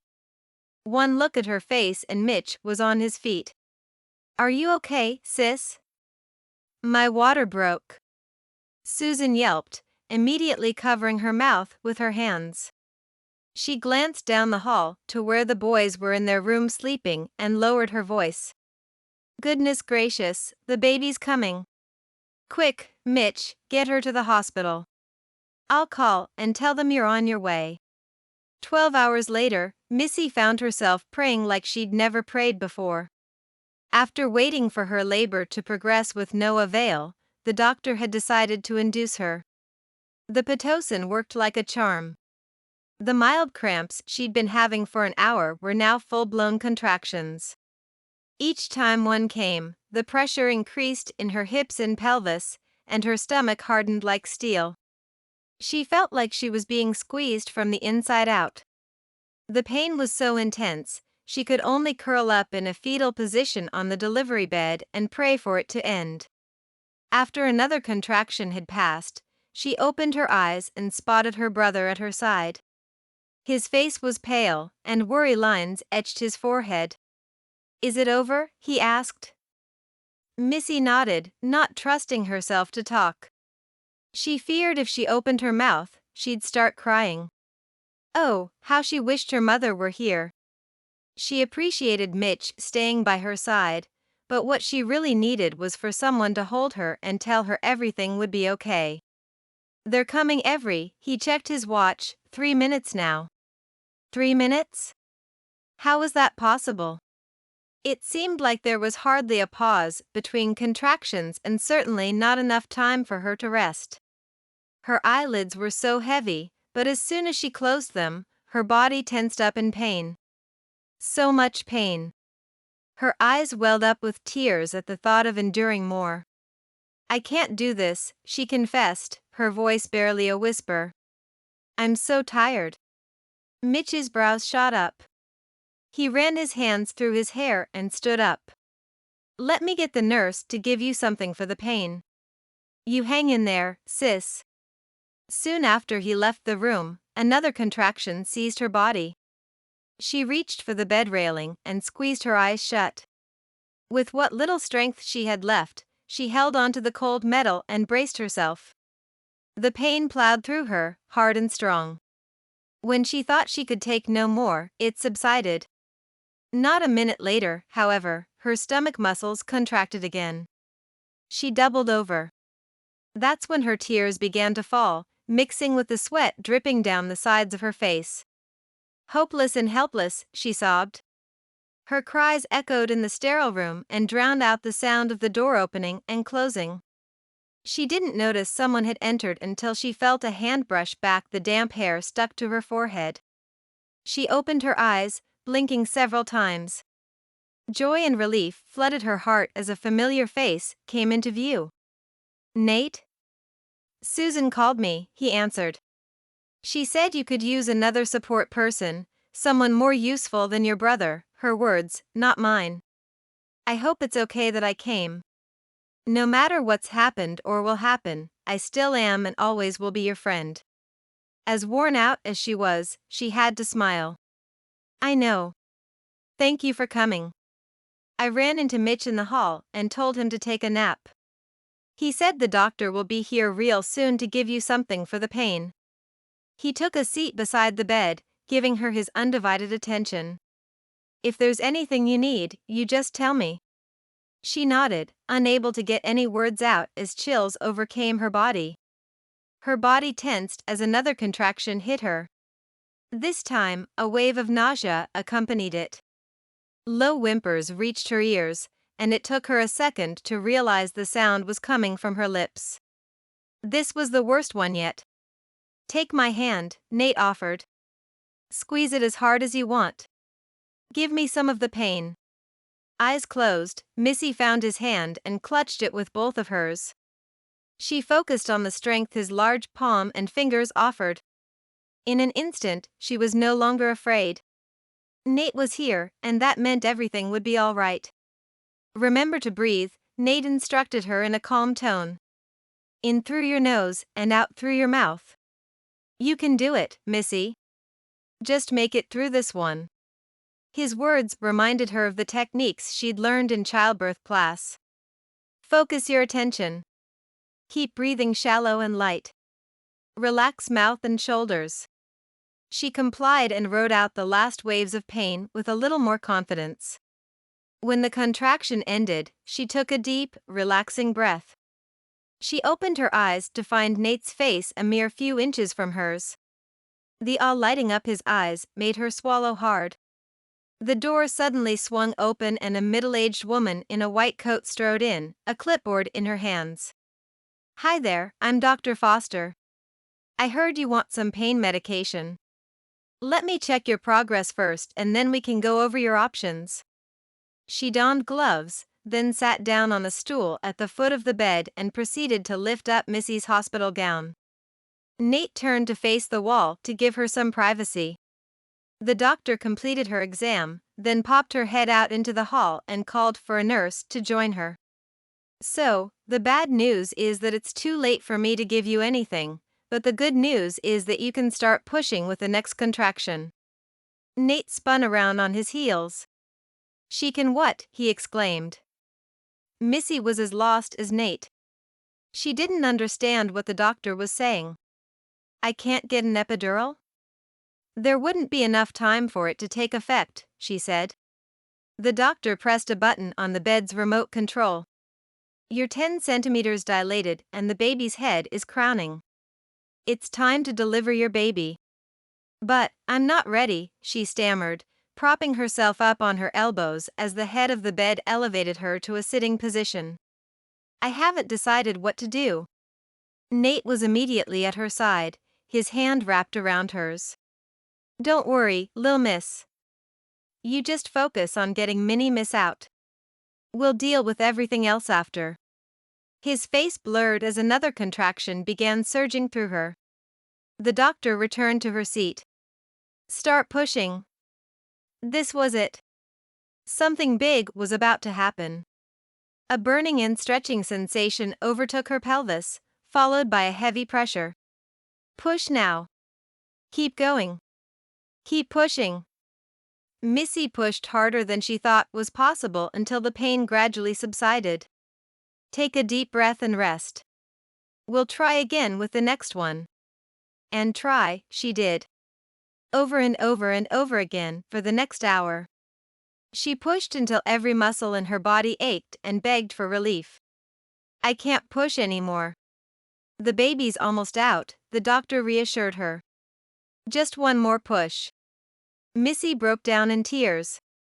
The doctor had been repeating the same 2 sentences, and she'd had enough. I can't, you can. Nate cupped her face with both hands and placed a tender kiss on her forehead. You are amazing, Lil Miss. You've always believed in me. Now it's my turn to tell you I believe in you. You can do this. And he proceeded to pray for her. Missy soaked in his words of comfort, grace, and truth, clinging onto them as a lifeline that pulled her through the next contraction. She pushed and pushed with what seemed like a supernatural strength gifted from above, and was rewarded with a high-pitched cry. It was the most beautiful sound she had ever heard. From that moment on, her heart was sure of its choice. Chapter 12. Nate. What a miracle. Nate had never witnessed anything so beautiful or profound in his life. Watching Missy go through labor expanded his understanding of God's grace in a very real and tangible way. He had glimpsed the hope that the Israelites must have known when they were standing before the Red Sea. With fear pressing in on them from behind and the unknown in front, they waited for God to provide a way through. As he had parted the waters for them, he had sustained Missy through the hardest night of her life. And the outcome was glorious. Mini Miss was everything he imagined her to be and more. Even though she arrived early, she was as healthy as a full-term baby, just on the smaller side. For a tiny newborn weighing 5 pounds, 11 ounces, she had the lungs of a grown man. Her high-pitched wails had filled the room until the nurse placed her squirming body on Missy's chest. Once she was in her mother's arms, she grew still and quiet, observing the world around her. Even now as she rested in the crook of his elbow, she gazed up at him with her beautiful blue-gray eyes. Nate tucked the edge of her pink blanket under her chin and caressed her soft cheek with one finger. Everything about her was so small, from her nose to her toes, that he felt like a giant. Despite her size, this little girl was making a big impression on his heart. One minute she was an idea, a hope to look forward to; the next, she was a living, breathing person who had entered their lives. He couldn't imagine not having her around. The yearning to nurture and protect her gave him a newfound sense of courage. A courage to take a leap of faith and make his dreams come true. A stirring came from the hospital bed as Missy woke up from a nap. She opened her eyes and looked over at him. A smile lifted the corners of her mouth as soon as she saw the baby. You're still holding her. You can put her down if you're tired. I don't mind, he stated. She's like a feather in my arms. A precious pink feather. He leaned close and inhaled her sweet baby scent. No wonder the ladies at church were always talking about babies smelling good. They were right. Mini Miss smelled better than hot apple pie fresh from the oven. She's amazing, Missy. You did good. We did good, she replied. I couldn't have done it without you, Nate. She placed a hand on his arm and squeezed it. When you were praying for me, you have no idea how much it helped. I felt like everything would be okay. Thank you, dear friend. It was nothing, he shrugged. You did the hard part. I can't believe how intense it was. A lot more than the videos I watched on YouTube. You watched childbirth videos online. Missy's jaw dropped in surprise. That's how you knew about the breathing techniques. But, why? In case you needed support, he stated. I know you attended the childbirth classes by yourself, and I figured Susan would be too busy with the twins to help. And Mitch, well, he chuckled, let's just say his strength is in building houses, not delivering babies. He did try, I have to give him that, Missy grinned. You, on the other hand, were a natural. You knew what to do and what to say. I don't know how you did it. It was like you knew exactly what I needed. That's because we've known each other for most of our lives. He answered simply, not feeling the need to explain. He was sure Missy understood the truth of his words as well as he did. She nodded, swallowing slowly. Her expression shifted and she dropped her gaze. When she met his eyes again, she wore a hopeful smile. I've decided to keep the baby. I know, he stated matter-of-factly. How did you know? She asked. The way your face lit up when you first heard Minnie Miss's voice. All the exhaustion disappeared and there was only joy. Her eyes filled with tears. You're right. In that moment, I had so much love for her, more than I've ever had for anyone. I loved her unconditionally. Isn't that crazy? She didn't need to do anything to earn my love. It was just the fact that I'm her mom and she's my child. That's when I knew God still loves me because he's my father and I'm his child. Of course he loves you. Nate wiped away the tears trailing down her cheeks. He never stopped loving you. In fact, it's during the times when we turn away from him that he aches and longs for us the most. His heart twinged as he spoke those words. If only she knew how much he had also longed for her and still longed for her.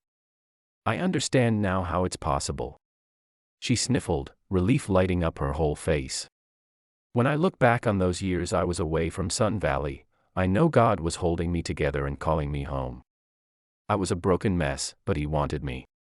For some strange, wonderful reason, he still wants me. It's called grace, my dear, sweet lil miss, he stated. We don't deserve his love, but he gives it to us anyway. Nate, that's it. I'm going to call her Grace, Missy declared. And Elizabeth after my mama. Grace Elizabeth Clark. What do you think? Nate looked at the bundle in his arms and smiled. She had finally fallen asleep, her tiny mouth open and relaxed. It's nice. But are you sure you don't want to consider the name Nathan? She shook her head and laughed. Really, Nate? You know I'm kidding, he said. Grace is much more appropriate for a little girl. He paused, his heart pounding. But I'm not against the idea of sharing my last name with her. And you?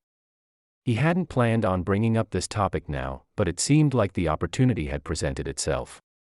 Or someone greater had planned it for him. Missy gasped. Nate.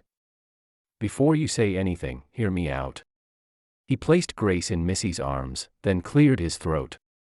Taking a deep breath, he whispered a quick prayer for God's guidance. Upon exhaling, he took her hand in his. You understand that none of us deserve any of the blessings we have. It's only because of God's grace. Because of his grace, we met all those years ago and became the best of friends. Our friendship has changed and grown since then, but one thing has stayed the same, our love for each other. I love you, Missy, and you love me. And we both love Grace. She squeezed his hand and smiled at his last statement. I want us to be a family. I want to be there for you through all the diaper changes and feedings. I want to raise her and any other children the Lord may see fit to bless us with together, with you. I want to make a home with you here in Sun Valley and grow old with you. He dropped to one knee beside the bed. He took a ring from his jean pocket and presented it to Missy. Will you marry me, Melissa Clark, and make me the happiest man in Texas, maybe in all the world?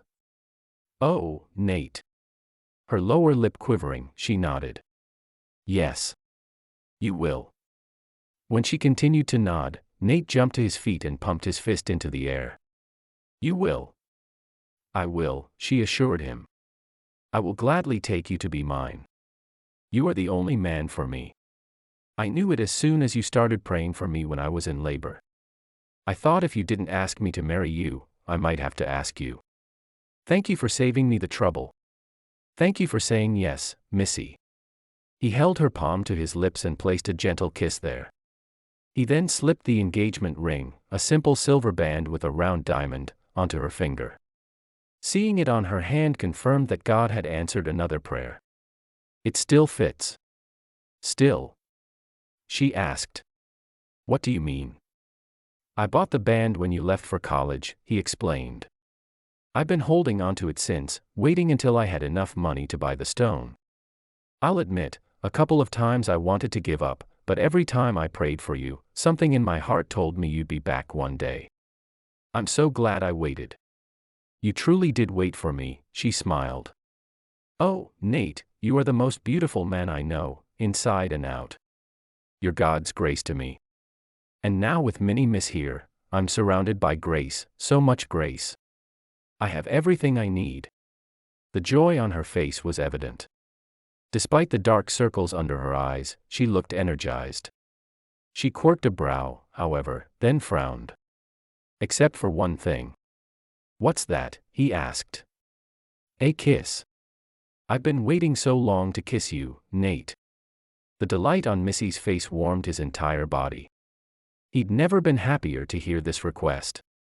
He leaned close and tipped her chin up, taking time to behold her familiar beauty.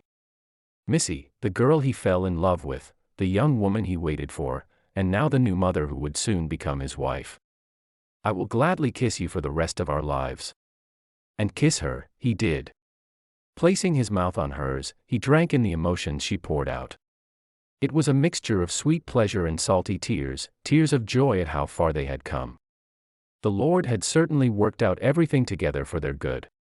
Despite all the wrong choices they'd made, God had remained faithful and true. He had drawn them closer to himself and to each other. Through life's unexpected turns, they had learned to hope, to trust, and to endure. Now, by God's grace, they finally had their happy ever after. And for that, Nate would be forever grateful. Forever grateful to love and be loved by his second-chance sweetheart. The end. Thank you so much for listening to this audiobook. To find out more about Liwen Ho's other books, please visit her website at liwenho.com. And be sure to subscribe to this channel so you'll be notified when a new audiobook releases.